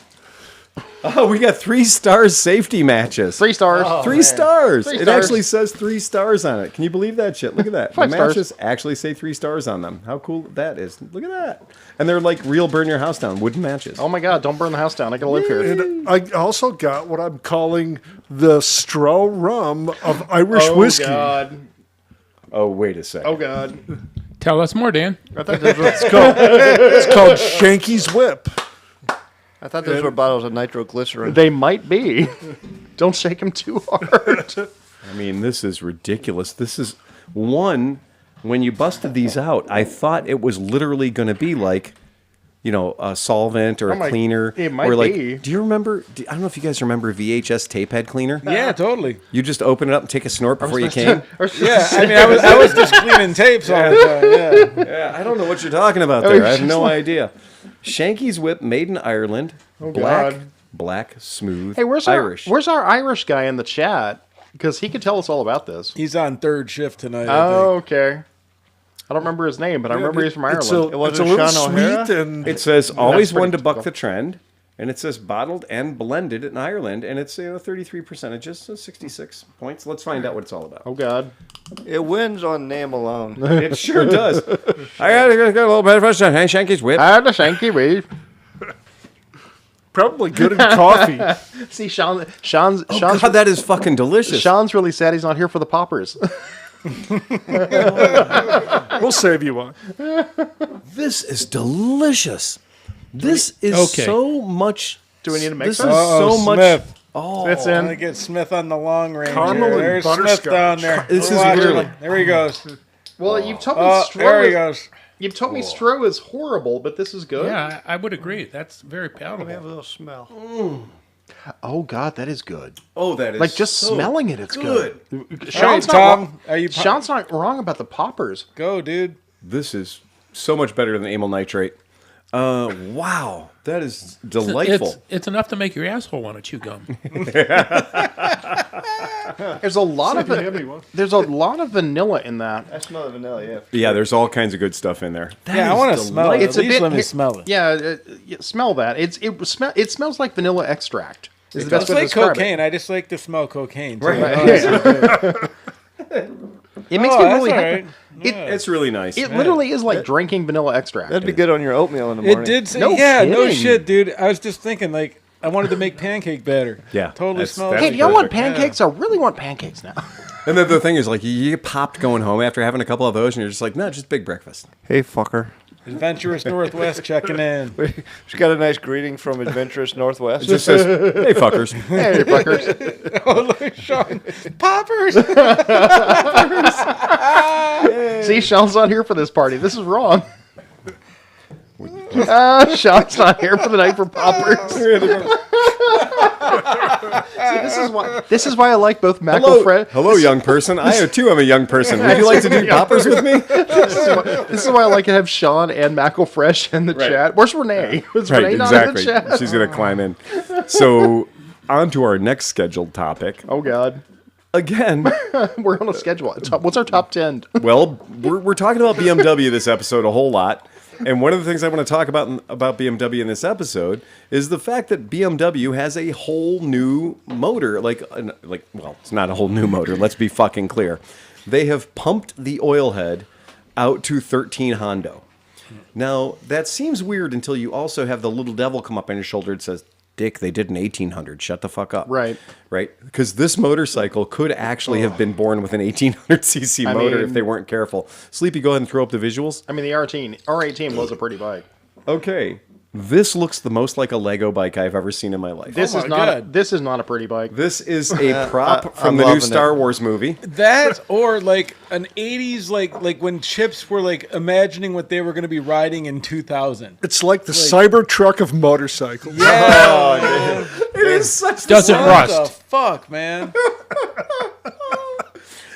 Look, I like the way that they put one just unabashedly fuck you square number plate on the Dude, side of it. Klaus is getting into brutalism with I the mean, design so over there. I mean, holy shit. Are the Germans okay? Yeah. Are they doing hard drugs now? There is a building in I'm Darmstadt okay that with looks that. just like this. I'm like, sure. you know what happens though? Dude, you turn that on and it goes. It starts pumping hard house. Oh God! Music stop. 9. What's the yellow button on the dashboard for? Don't press it. Don't press it. Don't press it. Nine. Do not press that. It starts World War 3. Es gespritzen. Starts yelling about you invading Poland or something. I just, Oscar says it looks like a cop bike. wait, Oscar's here? Yeah, Oscar's here. So first of all, that Half the podcast is here and they're not here. No shit. Oscar nailed it. Oscar Is nailed Nick it. out there? Oscar, Where the hell's Nick? Oscar guaranteed they were going to get the law enforcement contract for the next 100 years because they built a motorcycle that can only be driven by the police. And they don't need to do anything except for put their little badge on it. Dopey lights on it. It might as well have 3 Impolizei written down the side. Pull up one of the other colors. Dude, there's already Are there other 700 colors? cop impersonators that have this go. on order. Oh, now That's bad. That is Pulitzer green. I was going to say That looks like Chris's old concourse, but like hey, yours was much handsomer. But the color, Handsomer? yeah. Is that a word? No. As far as you know, it is. Yeah. Okay. Damn. You know what? I'm going to say this. If I was going to build a K1, but for this generation, this would be the K1. This looks like, in black, it looks like the YB-17 fighter bomber thing. Well, I was going to say, yeah, the other one looks like a stormtrooper. The other one definitely looks like Stormtrooper. If it said R13 down, because it says RT like right that. there, That looks nice. but it looks like K1. Johnny K1? Mac's trying to get on a Pan America. He said he's trying to snake a ride over there at Good. Kevin's house. You should. That's Trying to get cool. on the fiance. That's very cool. Get on Gonna ride the fiance. Get on the Pan America. Okay, so This literally is. I'm taking the white one. extract. you're taking the white one. Yep. I kind of thought you might. Yeah, you kind of have to. Wow. You know what? BMW made a scooter in a 400cc and a 650cc variety, and the C400 scooter is one of those ones that looks like it was just made out of old Lego. Did they fire all of their designers? Yeah, they literally fired all their designers. Did they all go to Hyundai Kia? Because I've seen Hyundai and They Kia hired basically- everybody away from igloo coolers. I guess. Good God. Did they all what's go the to brand CF of- Moto? Yeti. Yeti. Yeah. I will not stand for this abuse. Wait, no, you can sit on that couch. It looks like it's made out of Lego. Well, the new GS has a goddamn Yeti cooler in I the know, middle right? of it. When Pete was on that thing, when he went to the last BMW meeting, he did look a little gun shy when he came back. Yeah. That's because they put him in a room and they were like, you will like this bike and not say one bad thing about it to anybody. Go and spread the beauty to the masses. Educate the uneducated. That's totally BMW's modus operandi, isn't it? I thought I saw a bit of a black eye when he came back, and now I understand. Herr Hemfling, you must drink the Kool-Aid. See, we thought his BMW relationship was all posies and stuff, but now we see the back end. of it. Don't look at the back end. Who's to say I wasn't delivering those beatings? What's the papers? Up your nose with rubber hose. Hast du the Kool-Aid getrunken? Ja, wohl. Yeah, Oh, I God. think he has. Anyway, the party piece of this, Anyway. the party piece of this is the part that they actually made invisible, which is the big giant Boxer 1300 motor. And If you want to look at it, just look at the GS. just look at the GS. If you'd like to see what it looks like, look at the GS. Just look at it from the head on. Well, because now it looks like outside like an airplane. correct me if I'm wrong, because this particular motor is putting out a lot of numbers. They've got 110 pounds-feet of torque, 130 horsepower, if I'm not mistaken. This is a very well breathed upon, very old motor, and again, we're going to talk a little bit about Look, I have had too much to drink for you to show that green thing below it. God, that is ugly. It's just And I'm a BMW guy. well, Keep drinking, Tom. and drinking. where there's supposed to be a headlight, there is either a lever that takes the entire bike Man, no apart. shit, give me another one. I'm going to have to look at that thing. So on the front of this, Sleepy, pull this picture up. yeah. Because I have concerns. I do too. Okay, so in the area of this where there should Wait, be wait, a wait, headlight, Look at Pete. Good God. What in the hell? He's got his snoggle goggles on. Field Marshal Pull it back, dude. Field Marshal Hempfling has got his Africa cord lenses on. Oh my God, That's good. All right. Oh, that's great. That Back is. to the bike. It looks like the K1100 LT fairing. Okay, for the players at home, if you happen to be watching the video or you're not watching the video, in the middle of the fairing, where on a Kawasaki concourse there would be an illumination device called a headlight, there instead appears to be a lever. And if I lift that lever up, I have a feeling all the boxes are going to fall off this bike, which would be genius. And I love the way BMW does their luggage. But this giant black area is probably the transmitter receiver for the radar. It is. For the cruise. I'm guessing that's what it is. I'm guessing that big black area is the active radar. So that's probably what that is. And then that means that all this little sparkly bits under here are all lights. Those are all headlights. And it looks like, it literally, in that photo, it looks like the wheel is too far back. oh, The entire, okay. the wheel. It wheel just looks assembly. like it's pushed too far Does back look a little towards bit- the bike. But you know what? It looks better with luggage. I'll give it that. No, it doesn't. I think it does. No, It there looks was better. no angle of that bike looks good. Do you know what's funny is It looks like an 1100 LT, and that was the ugliest bike ever made. Function comes before form. Function Yeah, man. I become mean, this is form. probably the most comfortable motherfucking bike Oh, wait, yeah. ever made. Oh, by the that's, way, that's called the Goldwing. the marketing department has already named it Zicamanda. Zicamando. Oh, that translates to Der Führer. Oh no. Zicamando. Kommissar. It should be the Kommissar. Alles klar, Herr Kommissar. Yeah. Just hearing German now freaks me out. I'm like, what the fuck, man? Hast du Führerschein bitte? That's a. So there's a lot. I mean, there's a hell of a lot going on with this. That was the Commander, by the way. The Commander has the short windshield. The Commander has the short windshield and doesn't have a back top case. And the windshield does look suspiciously short on the Commander. Yeah, it is kind of looks Okay. sporty though. But on the Tourer, you have the very gigantic, I think that's a 97-liter top case. And look at the windscreen. That's awesome. The You don't windscreen does look It's- magical. that is the modern interpretation of the K1100 LT. Yeah, It is. Yeah, It literally definitely. It is. It's very much 'Cause so. it's You know just- what? That's it's just as interesting hideous. because you can feel the heritage in it. Though, Exactly. man.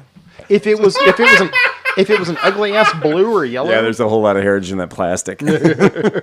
Yeah, that's got the smell of handcrafted, hand-hewn plastic. Yeah, the for real. It is just.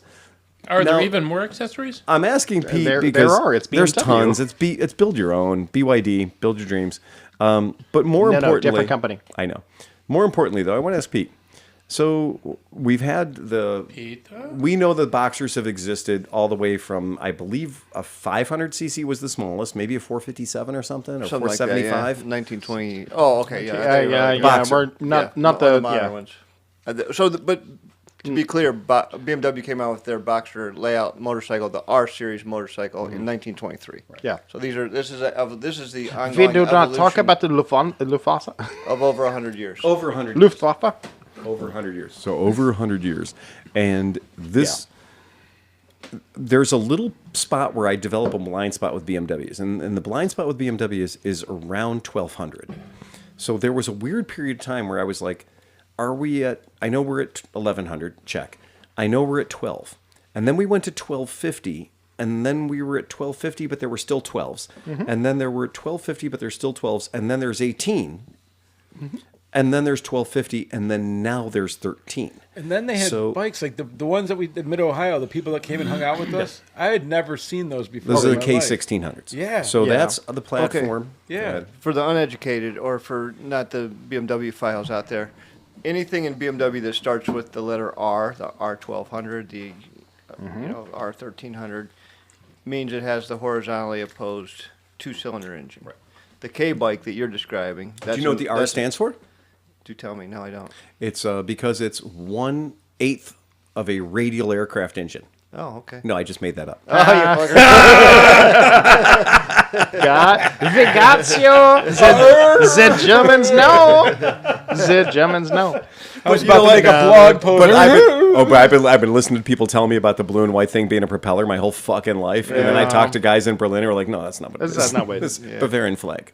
It's like, Well, that's always been So the the thing. Ks. Yeah. The K series is an inline motor, Yeah. which started out as a three-cylinder, 750cc. and it was an inline, but it was going the wrong way. Well, right, but now they've turned it sideways. It was a car motor. It was literally a car motor just shoved on its side. Literally. The same design of an Yeah. inline. They were trying to make it cheap. So we did K. Yeah. We did our K75. K75 and the K100. Then we did a K100. Well, the K100 came out before the K75, I think. About the same time, 85-ish. Yeah, so we did K750, three in a Yeah. row. K100, K1, four in a row. And then we got sideways with it. Not yet. You did the K1100. Oh, And then you had a K series that was still flat. Yeah. The K100, K1200 went flat still.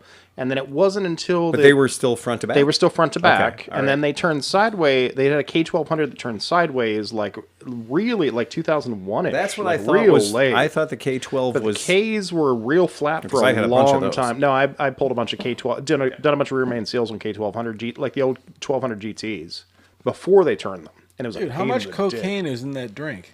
No shit. What the fuck did you guys feed me? This really was a pop. Just enough. This really was the popper. And Tom's having a night tonight. All I did is say Stro rum. To continue the K-bike thing, Yes, though, please. they're up to a 1600 now, or 1800, and it goes side to side. And it's a side-to-side six six. cylinder, yeah, 6 cylinder. Side-to-side six. So it's a 1,800 cc's now. I believe the biggest one's 1800. Jesus yeah. Christ. Jesus. I am not doing the second one. I don't care Okay. what y'all pay me. And then in our R series, we go up to 1,800 cc's. Correct. We go up to In the big- 1,800 in the big cc's. cruiser. And they're all oil heads now, right? And then, Well, no, the 13, they're water heads now. oh, thank you. You're The, right. the, the, Thank the you. R18 cruiser is an oil head. Is but an oil head. The other ones are. But this is a water head. Yep. Right. So my R9T is an oil head. My R9T from 2024 is an oil head. But this is a water head. And so your R1250s, those are water cooled, aren't they? They made both. They did. Yep. Oh, that's very confusing. So there's water cooled 1250s and there's oil cooled Correct. 1250s. Correct. Okay. I'm getting anxiety. There should be. I'm gonna It's like the alphabet soup of Harley. Oh, no. I don't Yeah. speak Harley, so when you talk about all that, do not, Sleepy, do not go into the world of F bikes because No, there I are just need to go 900s. one. I There are know. 900s that are 850s. There are 850s that are 650s. There Yeah. are 650s that are 700s. Because the Yeah. XLs are the Sportsters and the FLs are something else. I don't know. I and- just I love my F900. I'm good with it. I get it. I don't Oh, need yeah. any other X's or F's Yeah. or anything. Yeah, I I get like it. it. Because the Fs are an that's entirely another different thing good too. good example. The F bikes are upright twins. Right. Some of them are singles though, Singles. I was going to say, except for when they're a single. And then, and when they're G's. then you had the X and the G, yeah, Yeah. So it is a, which is a one-off. It is a confusing thing, but at 1,300 cc's. Now, just to clarify, this is the exact same motor that's in the new GS as well, right? I don't know if it's exactly the Well, same. but I mean, yes. Family, Yeah, right? Same correct, family yep. motor. Okay. So you had the early adopters were getting this motor in the GS platform. Correct. And then now it's found its way into, historically speaking, I always joke, BMW has done some sort of an RS or an RT since ever, like since a way long time ago. They have gripped that with a level of tenacity. And the fact that people will buy this motorcycle is somewhat surprising to me because parallel twins, nice, Chris. Parallel twins have a feel all their own. It's very workmanlike in the whole deal. But boxers and Guzzi motors, big sideways V twins, they've got a weird fucking idiosyncrasy that when you're sitting at the red light and you give it the beans, the whole motorcycle shifts a little bit because you're moving a bunch of mass in a certain direction. The crank is moving this way. And it's very weird when you sit on a big boxer or you sit on a big Guzzi V twin and you're just sitting there and you give the throttle a blip and you're like, shit, somebody's trying to push me over. Or like, did a strong wind blow, right? You feel that sensation in these motorcycles and it's very fucking weird compared to most other motorcycles out there, even motorcycles that have big motors. I've always liked boxers. I have owned many, many, many of them over the years. I love them dearly. But I've never said, oh, there's going to be a whole lot of horsepower here. I've never owned a boxer BMW, even a 1,000cc boxer, 1988 BMW R1300 RT, and said, there's quite a bit of power here. So Phil, I'm going to ask you this: Go ahead. when you got on the Stelvio, did you expect it to be a Guzzi? Oh, yeah. Oh, well, yeah. Since we're talking about power delivery. No, we're yeah, talking about power delivery and traditional motors. Yeah, we're going to go into So this. for a 1300, how do you expect the power to be delivered? I'm shocked. I'm absolutely surprised that BMW is pulling the numbers they're pulling out of these bikes and building bikes that there was a time when you could buy a KZ1000 and advertised in the same Cycle World magazine or a story written in the same Cycle World magazine that the KZ1000 was an R100 RT. And here's BMW trying to go toe-to-toe with a KZ1000, which is developing no shit 100 horsepower, right? And then that BMW is kicking around 61, right? And they're saying, oh, this is the finest... We have the biggest valve and the biggest carburetor. The Still pulling finest- 70 horsepower. high-speed during... They were advertising that as the high-speed German Autobahn cruise missile Yeah. when it had 61 horsepower. The big Luftwaffe fucking fairing. Okay. That was Luftmeister. Luftmeister, that's it. Yeah, Luftwaffe, Luftmeister. It's kind of the same deal. The Tom, he has gone plaid. So that's but that's the kind of a thing with BMW is like riding this bike. Look, I've got one. Stop trying to feed me more poppers. riding a big boxer engine, and you ride these all the time, and this is your chosen blend, right? This is you. is. You're absolutely the GS, I'm on the F bike now, but I still have my R bike. right? And that's an interesting thing when you see this. When you go, okay, I know we were busting balls earlier, but Kawasaki cracked this code with a 1,000cc concourse and up to a 1,400cc concourse. And they nailed it. Like, nobody ever came back from riding a Kawasaki concourse and said, that was awful. No, engineers keep buying those bikes. And for a lot of people, they're like, it was better before they put all the fancy shit on it. Before they put the ABS and the traction control and all the different, modes. A lot of people believe that motorcycle, that Kawasaki nailed it with the inline 4-cylinder. It's a fast motor. It eats up the miles, and people just love them. FJRs are the same way. People love those bikes. FJs, they know they can pile miles on these bikes, and they're going to run forever. When there's clubs for like 30 years for the same And you bike. you can get on the freeway, go 100 miles an hour, think about passing a vehicle, and be $130, Yeah. right? On a bike with 100 liters of luggage behind you. And 6 gallons of gas. And also, yeah, that's right. Be able to go 400 miles between gas stations, right? Please Wonka vision me a popper. Hey, John, if you were here, Yeah. Oh, yeah. We'll keep one aside for you. I think we're going to have a few, actually. Yeah. So thinking about BMW and thinking about this 1300 motor and the idea that, like, I guess we should have saw it coming when they did the GS. There should have been just like, okay, look over your left shoulder because here comes the RS. Here comes the RT, right? Because that's just the BMW way. They're Yeah. not going to waste a motor. No. Now, as being the person that I am, I have to give you all caution.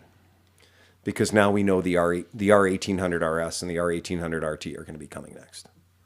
So just picture that same bike, but with an 1800cc mill in it. Because they already have the motor. And they already have the fucking motor. So it's just a matter of time until they figure out a way to make that giant fucking motor fit into a sport touring bike, and I've ridden those R1800s. That is a motor attached to a motor transportation system. That is what that is. Well, that's I always say. It's, a 1.8 liter is exactly the size of my Honda Civic. It is massive. And when that motor starts, you're like, that took all the battery had. That was the whole battery right then. You're like, I put a 30 amp hour battery in a Harley Davidson today. A 30 amp hour battery is ridiculous. That's just fucking crazy. And we in the Moto Guzzi community have been using tractor batteries to start our tractors for quite a long time because Moto Guzzis all had a very large car starter on them. Oh, yeah. Right? That was the way they worked. And so Chris's bike is 1400 Guzzi. If you take a look at the starter on that thing, it is like no shit. It is the starter off a Fiat car. And it drains the guts out of that YTX20 battery pretty easily on the start because you got quite a bit of compression. You got very heavy pistons. Thank you, Tom. You got a shaft drive system. You got The everything there. flywheel has to be fucking The massive. flywheel is the flywheel from two cars, right? Yeah, or right, a truck, right. right? But when Chris's bike is anything less than a 100% battery, it's going to be extraordinarily cranky about starting. It's going to be very, very reluctant. It's not going to be cranky. Right, it's going to be anti-cranky. Speaking of which, We got to do it. where is it? Well, it's in my warehouse. The hell? Just got to find this guy to go Ask over us, with me and man. bring it back. I know a guy. You know a guy. So kind of looking at that with these new Guzzis that are 1,000 cc's, they only have these little tiny starters on it. I got freaked out because I'd never seen a Guzzi starter that was smaller than my head. Right? Right. And so we see these brand new Mandello. I brought the Mandello out a yeah. couple of weeks ago, and the starter is beer can sized. It's like it's a starter off a normal motorcycle. And I'm like, well, who did they, what? This is going to fail. That's just, my brain just went to, well, this is going to die. And then in our Guzzi training, we got to see their decompression system that they use in the motor now. and they use an extraordinarily simple and elegant decompression system that now they can get away with using that little tiny motorcycle starter, and they don't need to have a YTX23 battery in them anymore.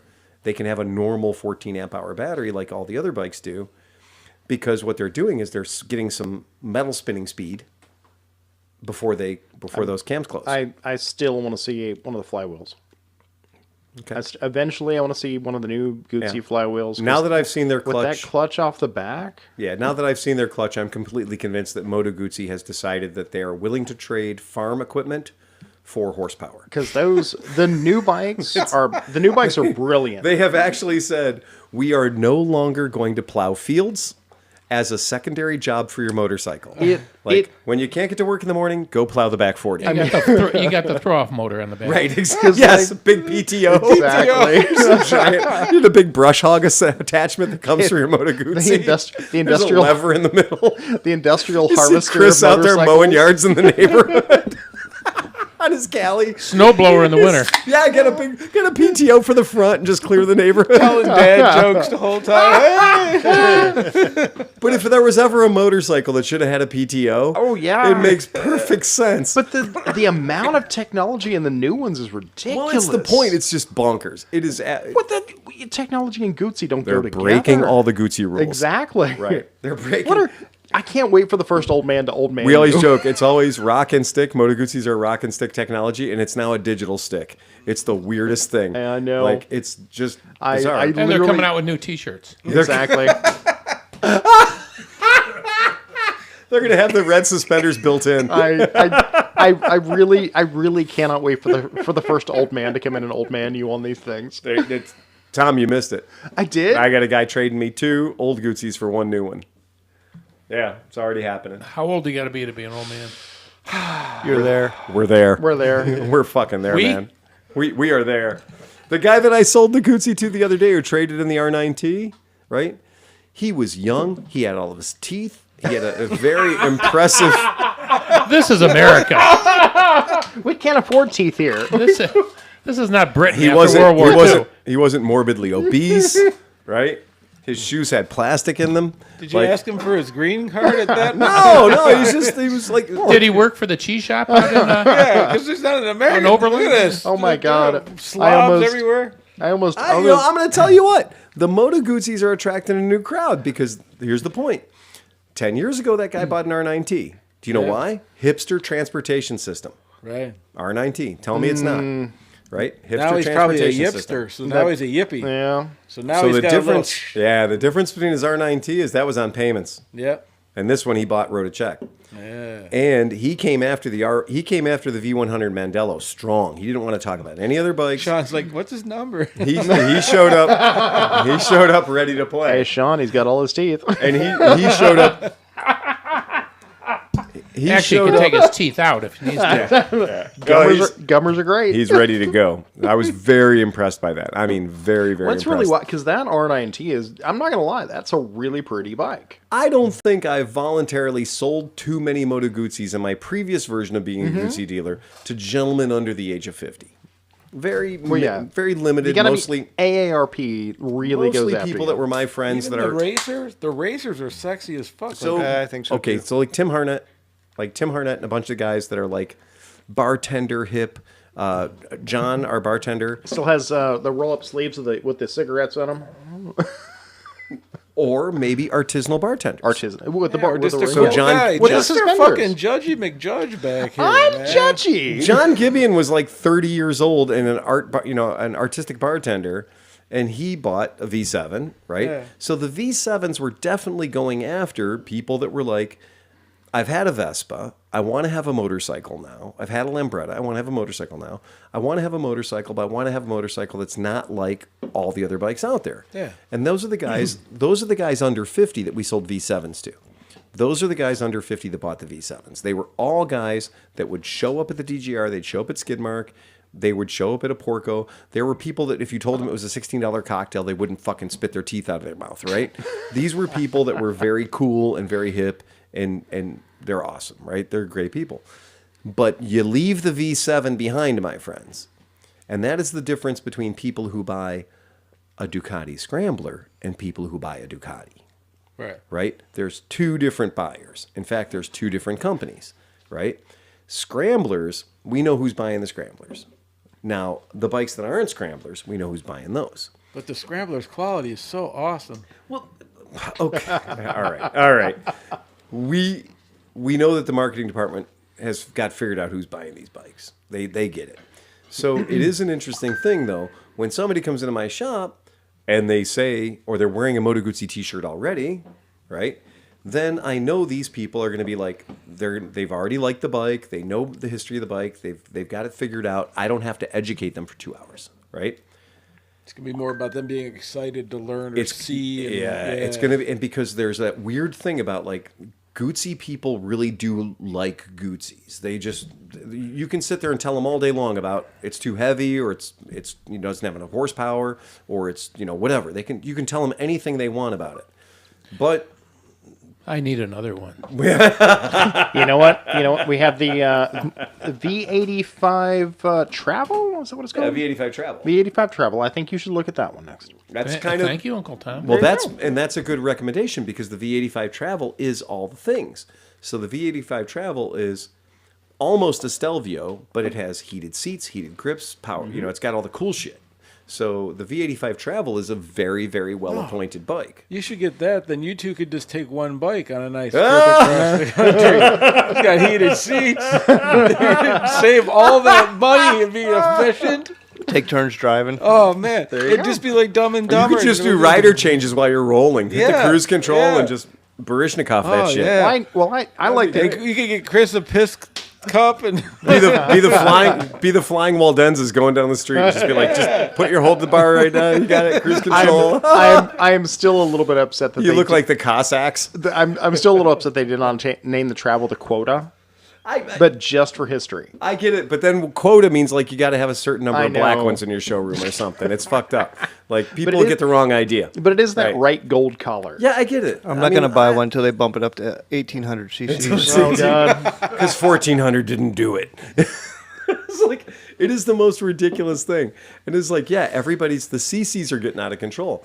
On one of the forums the other day, somebody posted up. They were like, "Oh well, sure. Oh, you're gonna buy a Guzzi? Oh, I'm sorry. Are you allergic to horsepower?" And I was like, "Hold on, wait, hold on. The new Guzzi's got over 60 horsepower. The little one, the V7. The V7's got an 850 motor. It's over 60 horsepower. It's battling with the T100. The two marketing departments are doing everything they can to fight each other, right? That's what it is. And there's as many reasons to buy the T100 as there are reasons to buy the Guzzi V7. It's ironic that we're in 2025. Yeah. Guzzi is battling Triumph Yes. for an 850 market, give Yeah. or take 850-ish market. Yes. And Honda is nowhere to be seen. No. Which were the people that were like, no, the CB750 is going to rule the roost. And now they're like, well, we've got a NC7 something, I don't know, it's just black. But you know what sucks about all this though? Yeah. Is that they push all these numbers, and so you hear Right. all these fucking numbers, and this guy makes this horsepower, and this makes this horsepower.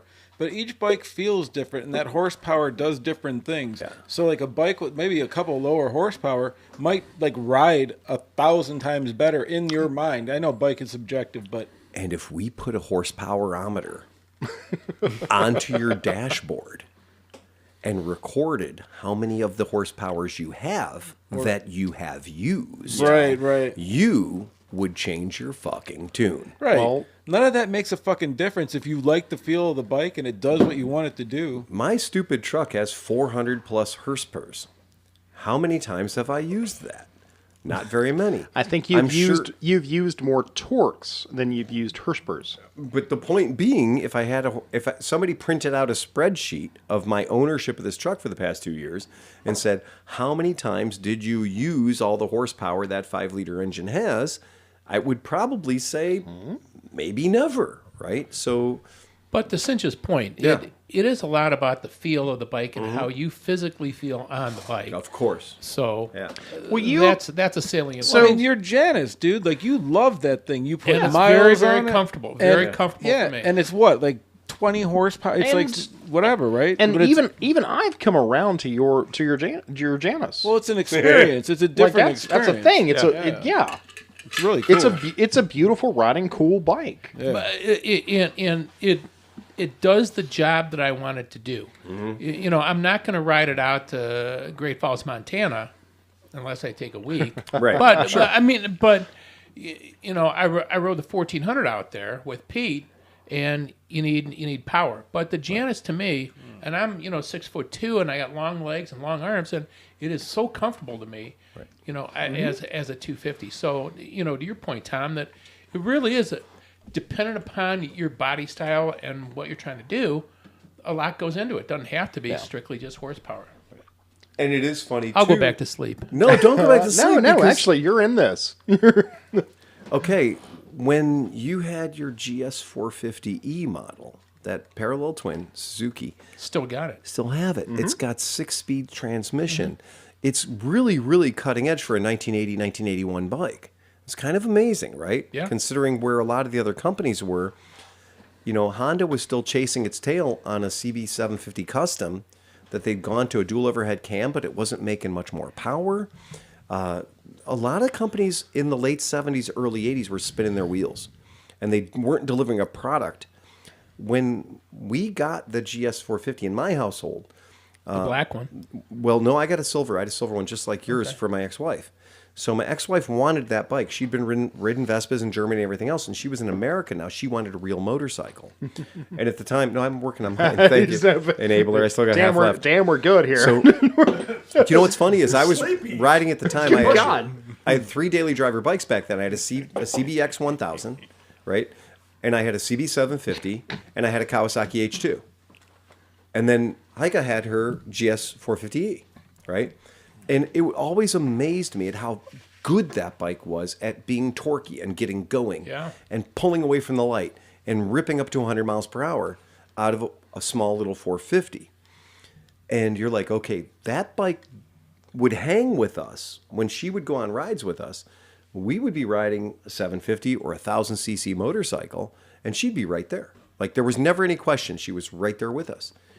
And that's that trick, that sensory perception, that feeling of thrust. And thrust we trust, right? And that makes us feel real happy when we get it.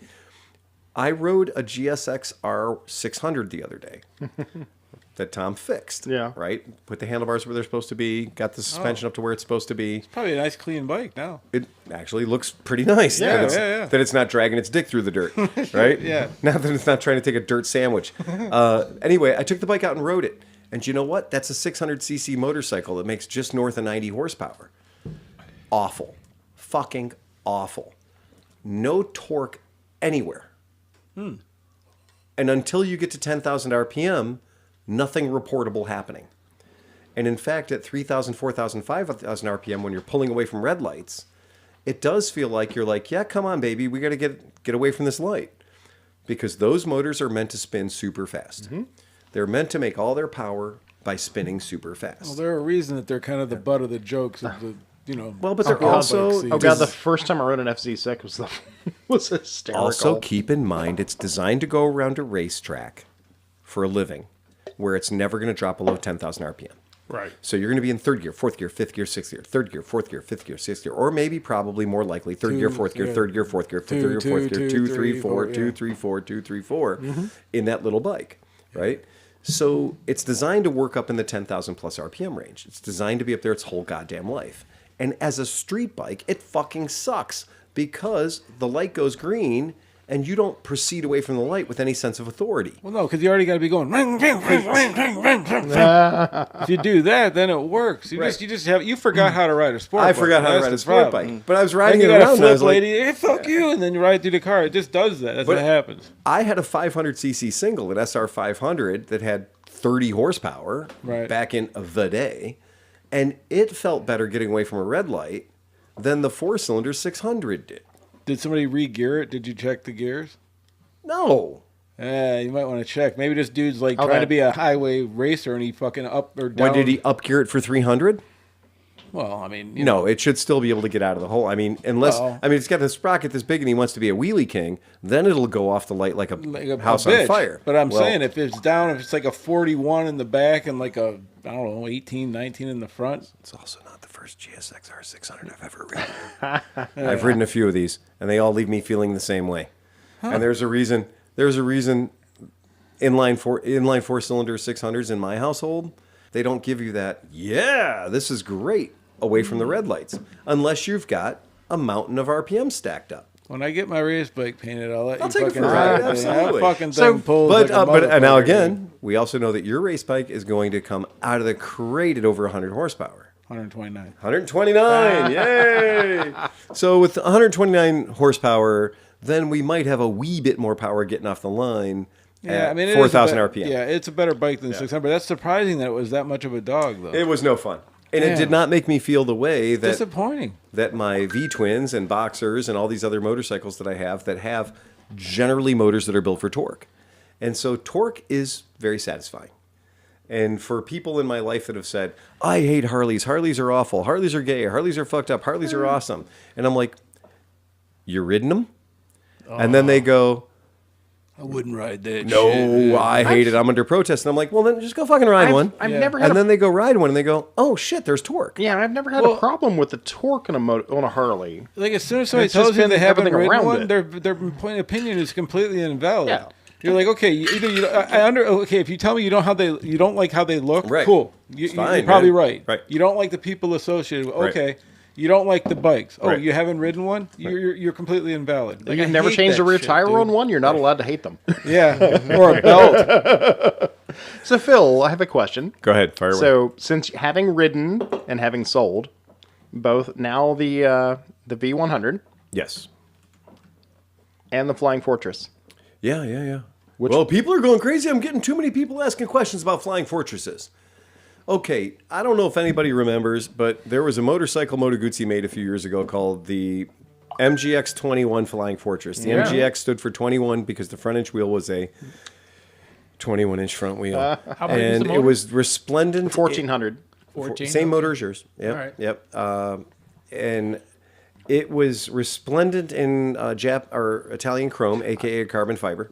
I've worked on exactly one, and I got to Does it have admit red they're heads on kinda, it? they're kind of cool. Some of them did, yeah. So they were available in redheads. Gingers. One of our friends put the full back dress up kit on it with the slope back and the carbon fiber covers and a partridge in the pear tree and the whole deal, and it looks very sexy. And I'm gonna go ahead and pull this image Is that up the for guy our from folks. Grill Ace Cheese? It is. That is our friend. Yes. I'm not gonna lie. They're amazing. I would never want one, but they look great. Okay, go ahead and throw that up, Sleepy.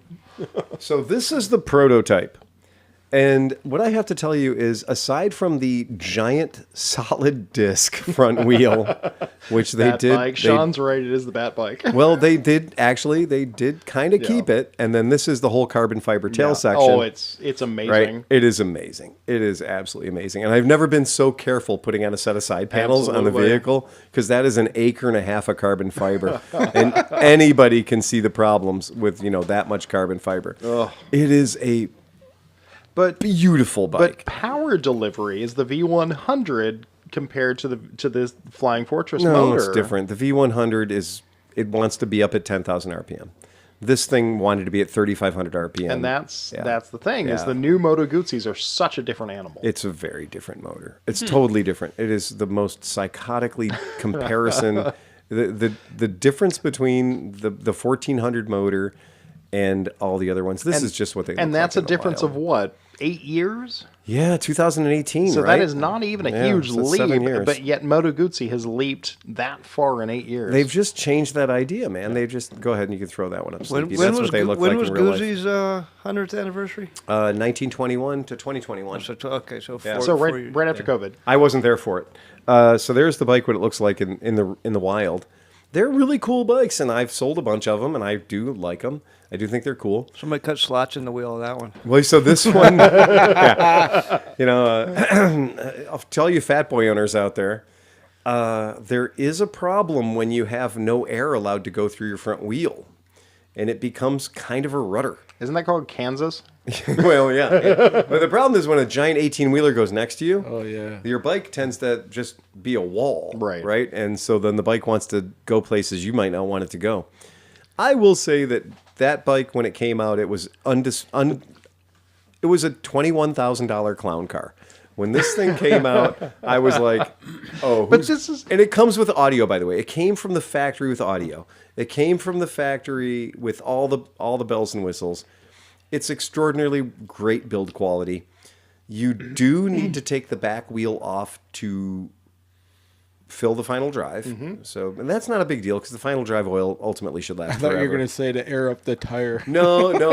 Almost. But I'm going to say, if you don't own a lift and a center jack on your lift, that changing the rear tire on this, No bueno. well, this No is bueno. this is why when you said You you're ain't doing that on this the is side of the because road. I honestly hadn't followed Moto Guzzi since I left New Orleans. Yeah. And when you told me you were getting Guzzi again, I was like, oh god, we're gonna get like that. right, the Callies. And the crazy Right. The and the 1400s. V11 and the weird stuff, and then I saw the new lineup. I'm like, no, this is different. This is new. totally different. The new Gucci's are totally different. and it's than a the old ones. weird change. Yeah, if you pull that image up and you show how much carbon fiber's on that bike, it is an obscene application of carbon the fiber. whole bike might as well be. Dude, but is it the fake shit? Or No, is it's it- real is carbon it? fiber. Okay. It is absolute 100% real Italian chrome. Okay. And it's the funniest thing because you're like, they put carbon fiber on places where there wasn't even metal before. It's not like they made it lighter.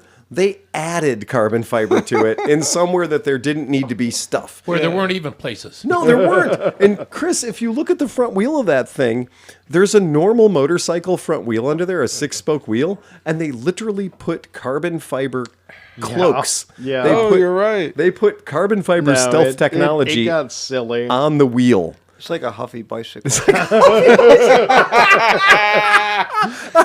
It had a card. Trail Thunder. Remember the bandit? Remember the bandit? The Bandit, the Trail Thunder, the fake wheel discs that were plastic and screwed onto the wheel by the spokes. Oh my God, I can smell that picture. Damn.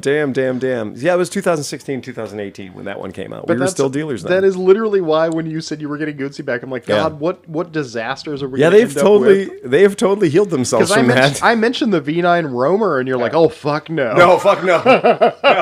We're done. I mean, they do still sell that one, but we're probably not going to have it at the shop. Sean wants to know whether we've been liquid cooled here for the evening. Yeah, we have been liquid cooled. In Oh fact, yeah, we're high speed, low drag. No, it's I didn't see the V9 Roamer on their website. You guys It's on need their more website. of this stuff. Okay. I refuse to- That's the liquid There cool. you go. The Stro, yeah. we need some more Shanky's whip. I know that. You. Good God. Shanky's whip. Shank's whip. We have to save some for Sean next week. I like this being a provocateur. No This is shit. fun, man. You're an enabler. That's good. Yeah, it's a pretty rad thing. So yeah, that's that. That's something. Oh, do Suento Tributo. Okay. That is a good name. Yeah. Isn't it? Yeah, I it's love a that beautiful name. bike. Yeah, I love I'm that not gonna name. lie. I'm sorry. We on a side tangent. Now that I've had far too much of Shanky's whip, Shanky's whip. the Duasuento Tributo is fucking amazing. Okay. Now. Pete, Yes. do you want to talk about your trip? As the sober person, Yes. Like from 9 hours ago? No, that's all right. Just adventure riders get together. It's called the Fool's Ride. They used to have it like closer to April Fool's, but the weather was not real dependable in Ohio at that time of year, so they moved it to later in the month. But the guy that put it on runs a place called Appalachian Adventures. And there was about 200 of us. It was down by Steubenville. It was actually down by Swanger's place. I was going to down there. say, it's Yeah. literally. Yeah, it was in Richmond, Ohio, is where it actually started out. We rode down Thursday, and then Who's we? actually I rode down by myself, but I met guys down there. Nolan had his trailer down there, so I didn't have to sleep in a tent. And then Oh man, how's Dave doing? he's doing well. He's doing real well. Yeah. Awesome. And then we rode all day Friday, all day Saturday, and they had different rides for either whether you're on a dual sport or you're on an adventure bike. And I got to tell you, when I rolled in there Thursday, there was a group going out Thursday. It was kind of more of an impromptu ride, but I didn't see a single adventure bike in the crowd. Oh, you didn't? I saw all these like hardcore enduro bikes, Right. you know? And I was like, man, I'm out of my element here. These guys are like covered in mud. I'm like, these guys are a little more hardcore than I was counting on. And were you on the 900 or on the? I was on the 800. On yeah, the 800, yeah. rather, But yeah. as it turned out, the adventure guys were already out for a ride. Oh, they'd It was already- like it was a shakedown ride, like a 50-mile ride or something. And this other group was just queued up, getting ready to leave. So they left just after. I've been there like 10 minutes, and they all rolled out. And then no, they fed us down there. Had a lot of nice door prizes. What else? A couple of seminars. Good people. Did you win anything? Won a couple things. Won an auto clutch setup. Oh, you did? But then it's from a company in Rootstown, EFM Clutches, which is a local. Rootstown's local to us here, and they're kind of more like a. I don't know. I don't think it's going to be appropriate for what I ride. This auto clutch, but it was a valuable prize. It was the grand prize there. Oh, really? Yeah. So. Oh, damn. Dude, do you wait, every show this dude goes He to, does. he's like, yeah, give me another bike and something else, and I went here and I didn't have enough room to bring all the prizes. So I won an entire bike, but I had to leave it behind because it wouldn't fit on the bike that I'm riding. Yeah. So now it's pretty clear. I mean, I've seen, if you go to their site, it's called AppalachianADV.com. Yep. That'll get you to the site. And if you go check out the site, it's really cool. But you're right. There does seem to be a hell of a lot of dual sport. There's a lot of small bikes, and it might just be the way they're lined up in these pictures, but I didn't see too many bikes over 400 pounds. Yeah, well, they were there, but so the pictures you're looking at there were Probably last year. and it was probably the rides that were going, the dual sport rides. So they had like whether you wanted to be hardcore or whether you wanted to be like, you know, just ride gravel, or if you wanted to ride a little bit of trail, a little bit of gravel, a little bit of mud, whatever. I went in the intermediate group, I believe it was called. Okay. I wasn't interested in falling down too much, though there was plenty of opportunities to fall down, I'll tell you. We had some water crossings. A couple guys went into water crossings pretty spectacularly. I took the bridge after I saw the first guy really go in like head first. Nice. It rained all weekend, so there was a lot of mud, which was good and bad because it was bad when you were in the muddy farm tracks because it was slippery, but when you were on the gravel, there was no dust. Right. So I'll take that trade-off. So you'd rather go for the slippy mud and rather than just be choked out? Yeah, because when you're riding with 15, 20 other guys, depending where you are in the lineup, you know, if you're anywhere from like the fourth or fifth guy back, Right. You're going to be choking on a lot of dirt. So Take your chances with the slippy mud. yeah. You commented on my one picture. Did you see those tires piled up coming to your shop soon? Did you see what was going on in the Africa Twin? Yeah.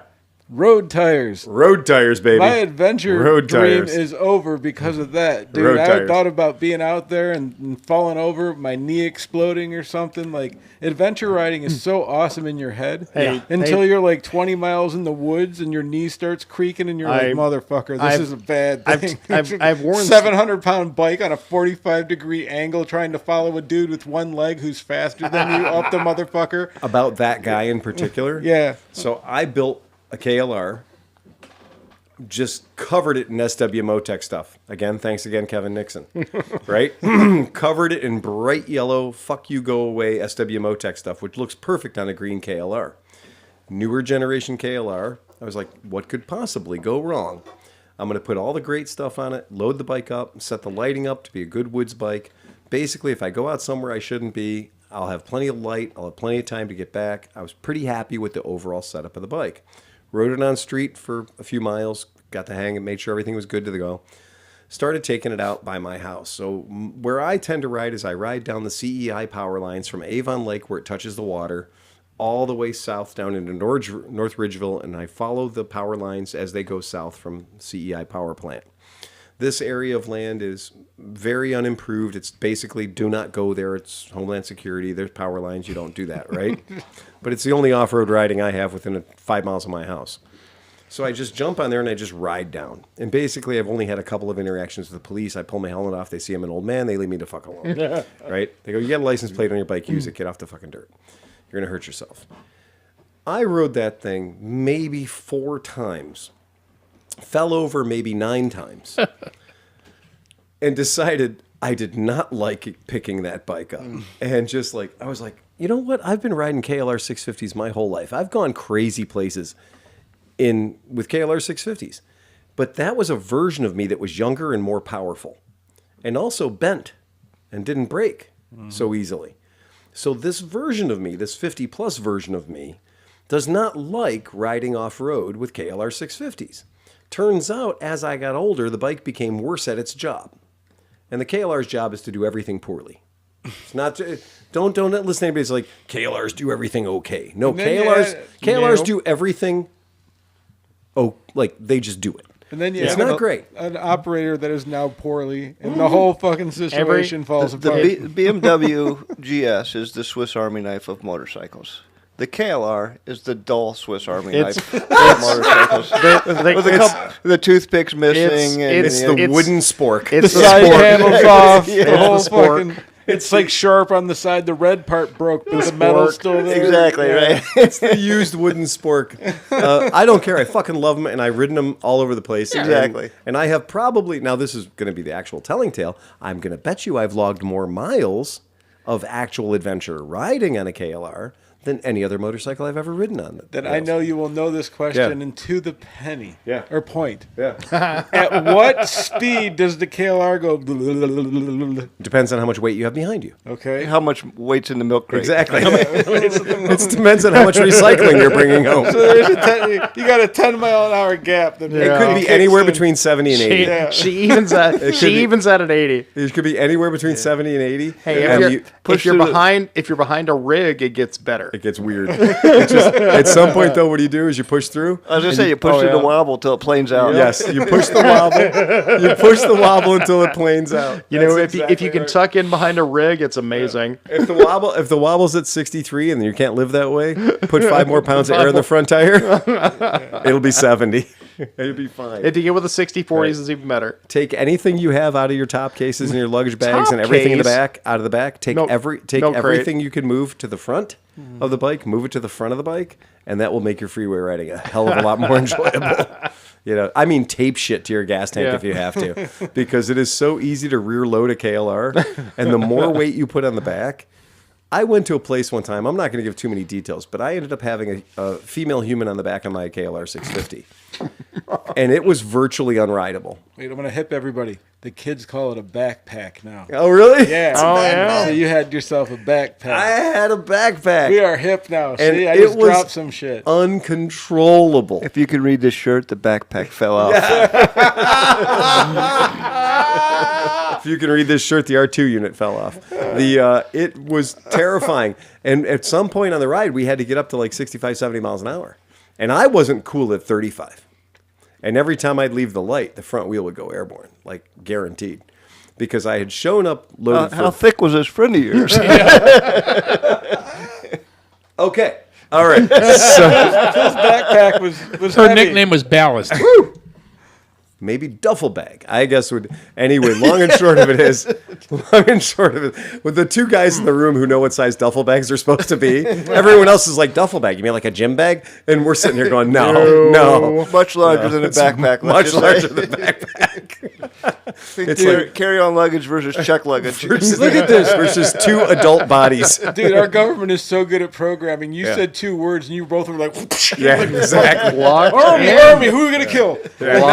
It was just we just knew. We knew that thing was like it was more of a duffel bag, and he knew exactly what I meant. He's like, something you don't want to put on your back at all, ever. Never. Like, it's got backpack straps. Shouldn't. Just have wheels.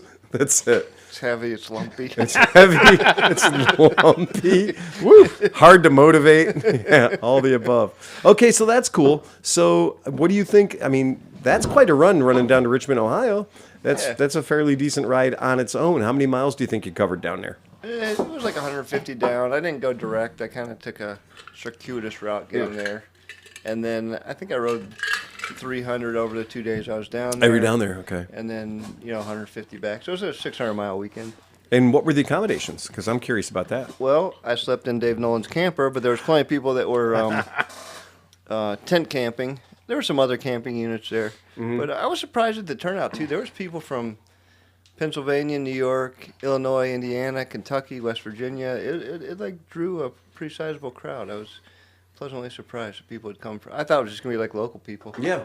And, So people did show up and camped with the shit they brought with them? Like literally tents on the bikes kind of thing. Yeah, some people, the guys on the adventure bikes would come in, self-sufficient. Yeah, what I call going primitive. Yeah, and then the guys that were on the enduro bikes typically trailered in and, either had a vehicle to sleep in or brought camping set up with them. Oh, that's cool. That's very cool. Yeah. Well, that's pretty rad. There is, there is a BDR documentary that takes place that you should be aware of. It's called the Southeast BDR Expedition Documentary. They played it down there. That's what I was understanding, that they were going to show that at the event. Yep. That's their newest route, I believe. Okay. So that's something that exists, the SE. So the Southeast BDR Expedition Documentary. That's coming up. So the BDRs now connect from the southeast, which starts in the panhandle of Florida, say Pensacola, or the environs there, connects to the mid-Atlantic in Damascus, Virginia, which then gets you up to New York State, where you can pick up the New England BDR. So you can now go from the Gulf of Mexico to the Canadian border on BDRs. Wow. And it's... Damn, that's pretty cool. Cool, Yeah, man. That's pretty cool. That is amazing. Yeah. That's a great thing, man. That is super. I'm glad people have put that together. That's really, really neat. I'm a fan, man. So have you done part of the BDRs? Oh, yeah, I've done quite a few. So how are they? Because I see a lot of guys. Because I do still want to do something like that, but some of the off-road stuff, especially in Southern Ohio, it gets fucking gnarly. You're on a 600-pound bike trying to climb a 45-degree angle. Well, I don't want to do that. But if it's fire roads and a little bit off-road, they're all rated differently. So I think the Mid-Atlantic is considered the easiest. And you could do that on a street bike, essentially. Oh, okay. There's one part where there's a hill. I call it Huckenbuck Hill. I don't remember what it's actually called, but it's some large rocks. And if you're going northbound, you're going downhill on this section that I'm talking about. And it gets a little bumpy.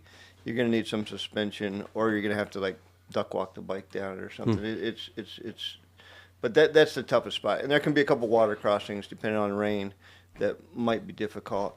But there's workarounds for that stuff. Some of the other BDRs are considered more difficult. I think Southern California is considered the most difficult. Northeast BDR, which goes up through Maine and the New England states, that one can be muddy and rocky. That's one of the more difficult ones. I've not done that one yet.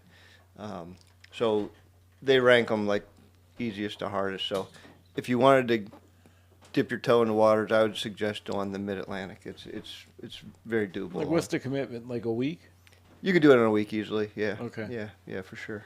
Right on, man. The problem is from Cleveland here to get to the start of it is in Damascus, Virginia. That's a full day ride getting down there, and then doing the ride, and then the terminus at the Pennsylvania-New York border is about a full day ride getting back from there too. So you got a ride getting to either end of it. That's not bad. I'm just saying it's not a month. It's No, it's not one of these a month tats. you do that. You get No, these right. guys on the tat for 2.5 months. It's fuck, that'd be awesome, but that's a lot of money and that's a Right. lot of time. Yeah. That's Yeah, that's cool. the problem There's is actually there's an Ohio BDR in the works, Oh wow. and from my understanding, the BDR folks are Strong. It starts at Squires KSL and then it goes down to. Skid Mark Garage.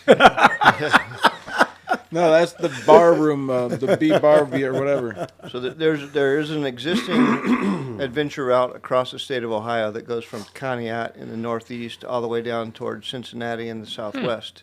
And it's called the Great Ohio Adventure Trail. And the guy that put that trail together was at the Fool's Ride this weekend.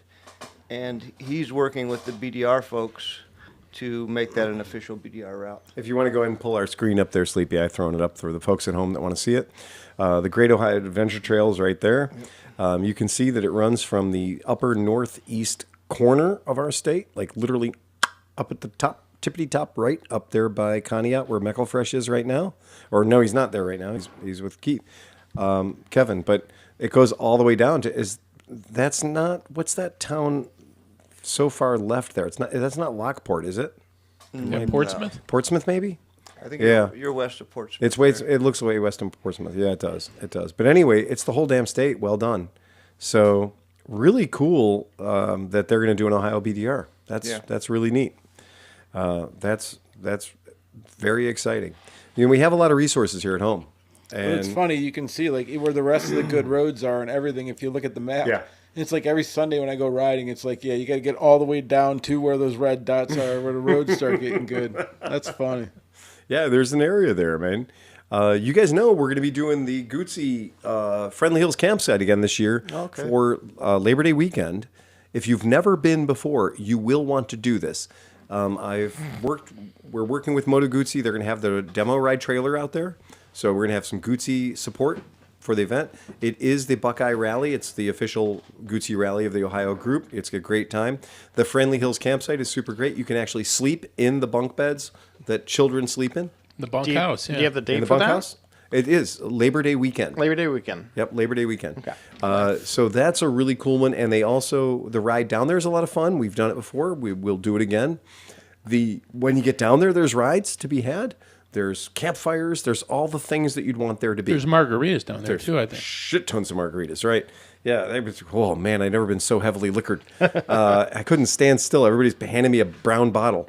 It's a good time, and I think that if you haven't done that one before, if you happen to be available on Labor Day weekend, that's a great event because the people who run that event, the dinner that they throw, they really know how to get sponsorship. They really know how to get the prizes. It's hard to go there and not leave with some sort of an award or a prize for attending. Whether you're the oldest Guzzisti or the youngest Guzzisti, or the furthest ridden on a sidecar with grass in the tire. That happened. That's the Blakes.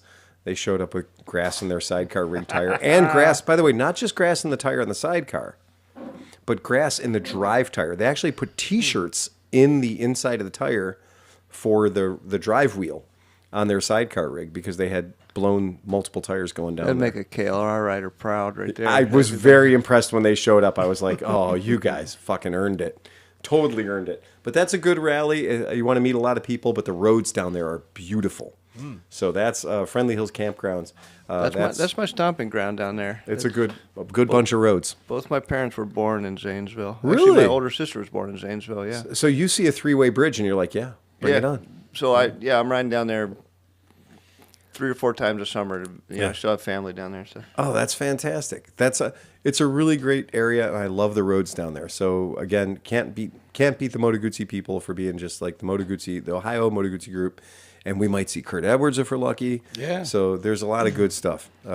He was so pumped that you're a Guzzi dealer again. Yeah, I'm good. I'm glad. We'll see the Blakes, obviously. The whole family will be down there. Well, I'll be going to some of the races. We're doing. The following weekend in Nelsonville is Waylon Wayne weekend. It is Waylon I Wayne. was going to mention that. I may do the Guzzi weekend and then hang out with family for a couple of days and then move my way right over to Nelsonville. That's a good idea. Like a full week right there. That is a good idea. Because let's see, what was her name? Andrea? No. Oh. So Waylon Wayne, they have presenters. Yeah. And a couple of years ago, when I was still in New Orleans, Liz Funk she used to be out of the Keys, did the solo ride from Key West up to Alaska, and she's presented a couple of years at Waylon Wayne, and she got stuck in New Orleans one time, and I managed to cobble together a alternator belt for BMW. Oh, jeez. And so it's really funny. I'm like, oh God, you're like 2 hours away, because she hung out for a while and she was really cool. Yeah. And I'm like, what is going on with this BMW? Because her speedometer's all fucked up. Right. And it shows like 10,000 miles. I'm like, this bike has not got 10,000 miles. Right. And so she was there for a couple days hanging out in New Orleans and having fun. That's good. And then I managed to literally cobble together a Dayco belt for her alternator that she's probably still running. Probably still running. And and she's been working on this, oh no, I rode from the Keys. And there's pictures of her on the Waylon Wayne Facebook at White Sands and everything else and going all the way up to Alaska. I'm like, oh, cool. Liz. Awesome. And everybody always talks to us. They're like, well, why don't you have any women on your podcast? And I'm like, no, this is totally somebody that would be like all cool with hanging out. Again, we haven't turned any away. Yeah, exactly. No. Nobody's actively said, she can't show up ever again. Right. And then last thing, we were talking about boxers. We were talking about BMW motors. Now I'm a brief guy. We're talking about, the R9T. We're talking about all these motors, like the bike and the motor transportation system. yes, we need to pull this up for the folks at home. Steve alluded to this a couple of weeks ago. The fine folks at Benda Motorcycles that brought you the Chinchilla 750 and the Napoleon Bob. I shit you not, that's what they call their motorcycles. We saw them. Also have come up with I can only call a BMW so cute. R9T. But what bothers me about It's like this... a 2T, though. It's like a little guy, right? Okay, what kills me is these cylinders. Look at the air. Look at what's going into the top of those cylinders. Plastic. There's giant, huge intake tubes. It's like an elephant's trunk. It does look like an elephant's trunk. It looks like Tweaky from Buck Rogers' arm. I've seen that So- on like a dresser somewhere. If you look at the right angle. Okay. There, like that could So be- you know what really kills me? Yeah. Beyond the huge tubes going to the top of the cylinders, those are conventional forks with plastic covers. So Oh, we, yeah, saw, we saw those those, at the yeah. AIM Expo. So at the AIM Expo, we saw these things that look like paralever, telelever, Yeah. rip-off, Yeah. Earl's Oh yeah, Gilder, But they had If they're- they had some weight to them. It wasn't like just a little. Like there was. I oh mean, no, it was thick plastic. Well, in Yeah, that, right. I was gonna say in that three, But they look like girder forks. in They that look, 3D image, it is totally an impression of a girder fork. Well, that's exactly the same The front end that's actual- on yeah, Yeah. because the picture This that I've is the same seen, That's front yeah. end. That's part bin C if you want to build a new That- motorcycle. that front end you're looking at is on the Chinchilla. okay. Yeah. So that's what makes the Chinchilla look so retro, is that weird front end, which is just telescopic forks Was with a it- big cover. I was gonna say, is it really a girder fork, or is it just No, a it's image? No, it's just telescopic forks with a big plastic shroud around it to give you your eyeball, Right. to fool your eyeball to think that it's a girder fork. Yeah, if you look at the Right. back part of the bottom, that's the actual bottom of the fork. Yeah. The other part just slides up and down. Yeah, it just rides, the fork rides up and down inside that big plastic thing. But now here's the part I had trouble understanding, because I'm pretty good with spatial relations. My problem was that this is a 250cc vehicle, which means each one of those juglets is a 125cc operation. That's mighty tiny. That's buddy 125 cylinder size. And it's clearly liquid cooled, which means if you look at the header pipes that are coming out of the cylinders, Yeah, pea shooters. they're pea shooters. Oh yeah. I'm believing that the cylinder that we're looking at right there is at least 5.5 inches of plastic. Because a 125cc liquid-cooled cylinder is about the size of a beer can. Yeah. Outside, not the inside, the outside of a 125cc piston that's liquid-cooled is about the size of a beer can, including the water jacket. So this bike must be just acres of fakery. Or hold on. Or What fakers about- of akery. What about they've taken? Because they made the V twin that we saw at the AIM show. We right? did see the V-twin. So what if they took that V twin? Because those cylinders were we Those don't know- cylinders were 750 cc's. No, the little one. The little one was like 300. Oh, you're right. And You're so right. those cylinders were kind of smaller, but they looked bigger than they should. But they were real cylinders. Like I think they did something with the fins or something. Mm-hmm. But if it's the same company, they probably just took those and then made a boxer out of that fucking engine. So that's a 476 cc V-twin that they had in the Chinchilla and the Napoleon Bob. So the Chinchilla and the Napoleon Bob are running they call it a BD453, but it is a V-twin. What was the one behind Liquid. it though? The smaller one. I thought that one was like a 300 or There might have been. a 250 That's 300. No, that was the Keyway, the 302, the V302. Okay. So that's the Keyway. That is a V-twin as well. So that's the Keyway. So but those are all the same manufacturer, right? No. Oh. Keyway, I think Benda was specifically trying to assert that they were not, Okay. Benelli Keyway. That's my mistake then. that they were not QJ. Let's put it that way. I don't know, but again, What I it's found very in- confusing at that point. What I found intriguing, see if you can get the clutch side of the bike pulled up there. Okay, right, Right there. Yeah. So it's a chain drive. It is Yeah. So there's like a jockey shaft there. Oh, that hurts my brain. Yeah. I don't even want to look at that. So that you're right. That parallel. That's a 250cc generator motor. Is what that is. But you got the crankshaft coming out of the bike. It's in a line, Vanguard with an output shaft. and then they turn it sideways. Yeah. And then they run it through a jockey shaft. You're And right. then they run it through a chain. You're right. Yeah, you have so many failure points for that Yeah, they blast And you- of 250cc and- power. Remember, folks, you lose 12% of your power every time you make a 90-degree turn. Right. And that motorcycle right there has got 3 of them. Just looking at you.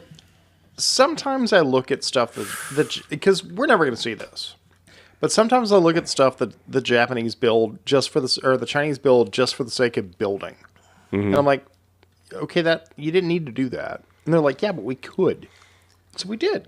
Yeah. That's the beauty, like when you do like overseas travel, you do see stuff like this. Yeah, you see bonkers shit like this. You just parked on the street corner next to a bus stop, and you'll stand there and look at it for 20 minutes. Like, look at that, you're like pointing shit out and like trying to understand. Like, and you're like pointing at it. You're like, where did you get this? And they're like, grocery store. Grocery store.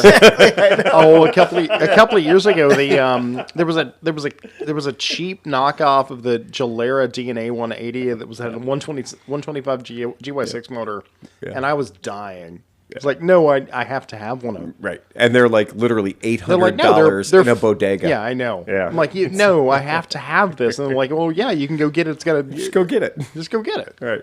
In those situations, like when you've been in Central America and you're looking around at places and you're like, I'm going to rent a motorcycle down here for 5 days. No, you're not. You're just going to go to a bodega and you're going to buy a 180cc fake Honda and you'll ride that thing for the 8 days you're there. When we were pop at, money. I'm sorry. Nice. Redon gave us money. $5. So when we were in Villa del Palmar, when we were, because you and Merritt went and we didn't get to go. But when we were there, we walked across the street and got our, our stuff. And then you went to the pharmacy, Tom. We went to the pharmacy. You bought penicillin and boner pills. I bought antibiotics, and I'm still using those things. It's amazing. But we walked down the aisle of the employees' bikes. Right. And we were walking the line, and everybody was looking at us like, right.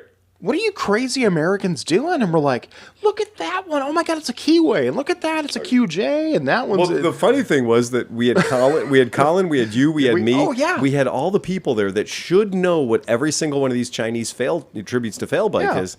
And we got stumped. Oh, yeah. We got stumped by a bike that was called like the Fiddly, right? Or the Fatalion. No, it's whatever. But it was literally a bike that Italica. Italica. The company Italica, and Italica's huge. Right. But it's like Italica. Italica, pastor of Muppets. But Italica outside of America, Italica's like BYD. It's fucking huge. Pastor of Muppets. That was awesome. Pastor of Muppets. I'm going to remember that forever. So, like, we've got these crazy white gringos, and they're staring down the $500 bikes, and everybody around us is like, "Are you guys okay? You're supposed to go back inside and drink margaritas." We're like, "No, we're looking at the bikes." They would have traded you all those bikes for one 883 Sportster that you picked up for $2,500. So I would like to read you the copy. Oh God! From Campus Scooters. It's got to be in Florida. Italica Motors.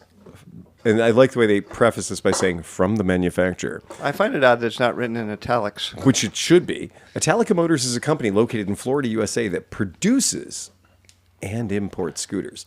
There's a lie there. We use the highest quality and the most advanced technology in the scooter industry around the world. There's another lie there. Our scooters come with a guarantee of optimum quality and durability. Okay. Italica Scooters has been approved by the EPA and the DOT. Maybe. Right. Anyway, we're not going to do that. They can go up to 80 to 115 miles on 1 gallon. All right. That's vague, but all right. So when I went down there, and now I'm seeing these bikes that we saw in Mexico. Yeah. Absolutely. And yeah, they start at the whopping price of $12.99. That's in US dollars. And they did. They were just the Strada. We saw all these bikes down there. We did. We saw them all down there. And it literally, because if you ever go to an all-inclusive resort in Cancun or wherever, there will be a line of employee scooters. Yeah, right. And it will be outside in the back somewhere you can't technically see unless you are looking for it. But it'll be there. And it's amazing. Is that really just like junk? Oh my God! I can't make this up. I cannot make this up. On their fucking website, it says junk headbands, and I was like, I need to know more. Absolutely. Junk brands are makers of the #1 high-performance athletic headband for both men and women. Their headbands are comfortable, fit securely, and keep you know cool what? during any sport. Their One web size fits most, Their web except designer for Johnny was Mac. self-loathing. Machine washable, breathable, soft, and Their cool. brand was.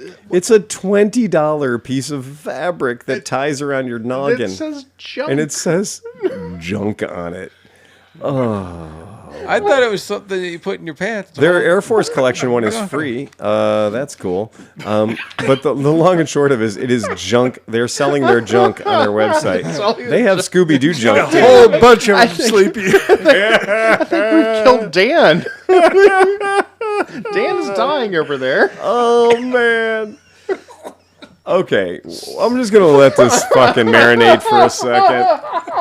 You can buy junk on our Fucking website. junk head. You know what? And you know what? Junk headbands. By the way, so where do you put this?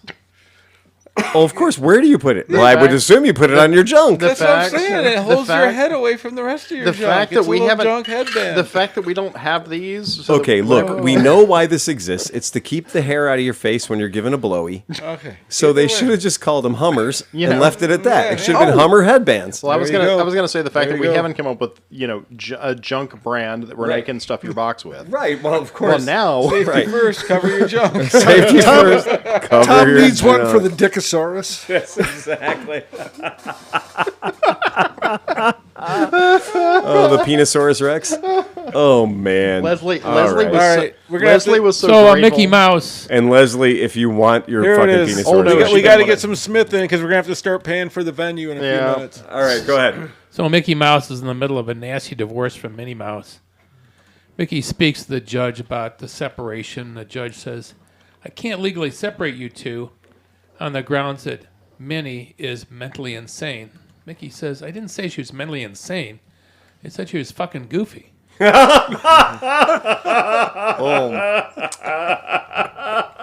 Sorry. That one's for free, folks. We're not going to charge the $10 for it. Look who's wearing the Disneyland shirt back I there. know, right? Hey, look at my cock. And wait, and knowing Tom, there Alan probably Tudyk's. and knowing Tom, there probably was some Alan weird Tudyk's. Disney sex down there. Like he probably did fuck like princess or some shit. No. Have you not seen the picture of me with Kylo Ren? Yeah, Kylo Ren Oh, he is fucked straight up. Kylo Ren. Okay. Kylo Ren It was- one of the people. Whatever. Yeah, Kylo Ren was just like, we're going to make this We're guy gonna make part of this the guy act, part. I think. Yeah. Have you seen the Simpsons Goofy Gulps episode? Okay. All right. Anybody else? Yeah, I want to give a quick shout out to a couple listeners. Go right ahead. So my daughter works in Cleveland Public Schools, and somebody at her school was riding a scooter, had a Cleveland Moto tag on it. The guy's name is Terrence Berry. Oh, yeah, Terry Berry. And yeah, Terry Berry and his son Henry. Henry Berry wants a Yeah. scooter too. Hey, and, yeah, he's ready. But we need to come up with some beginner tips for the berries. That's a good idea. Don't die. He had lots of questions for my daughter Hannah, and then she mentioned that I was on the podcast, and I guess the guy was like doing backflips, and Yeah. so Kind of a big deal. she wanted to know that we could get a shout out to him. The So, berries are cool, man. shouting out to the berries, That's and very we're cool. gonna have something for you in the future. Excellent. I love that. That is. She said he was super locking cool. his scooter up at Cleveland Public Schools like Pee Wee Herman chaining his bike in Pee Wee's Big Adventure. He pulled out all these 16 chains. shades and like, yeah. Nice. Sleep, you want to throw this one up for the crowd at home? Yes. All right. You can throw that up for And those then guys. we don't have a John. There's no. It's okay. We'll Okay. get it. So there we go. So there's our. That's one of our art submissions we got from the Oh, for the shit. Cleveland Moto podcast. What's the SAE wrench for? I have though? no idea what that You know- means. What's that mean? you know, S-A-S- I say. I feel like instead of born to ride, it should say take chances down the middle. Say.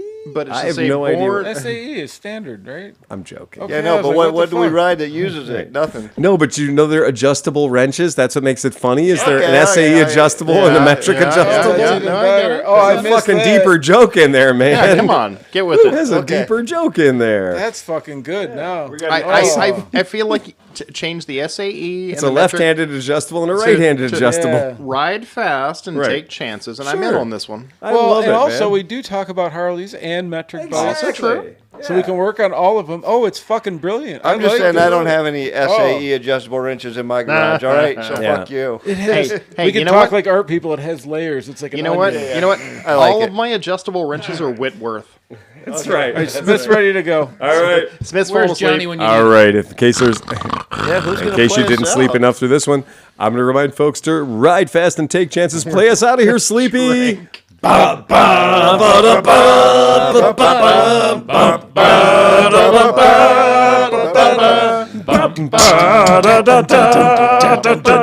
All right, eject. Hit the red button. button. Get us out of here, Sleepy.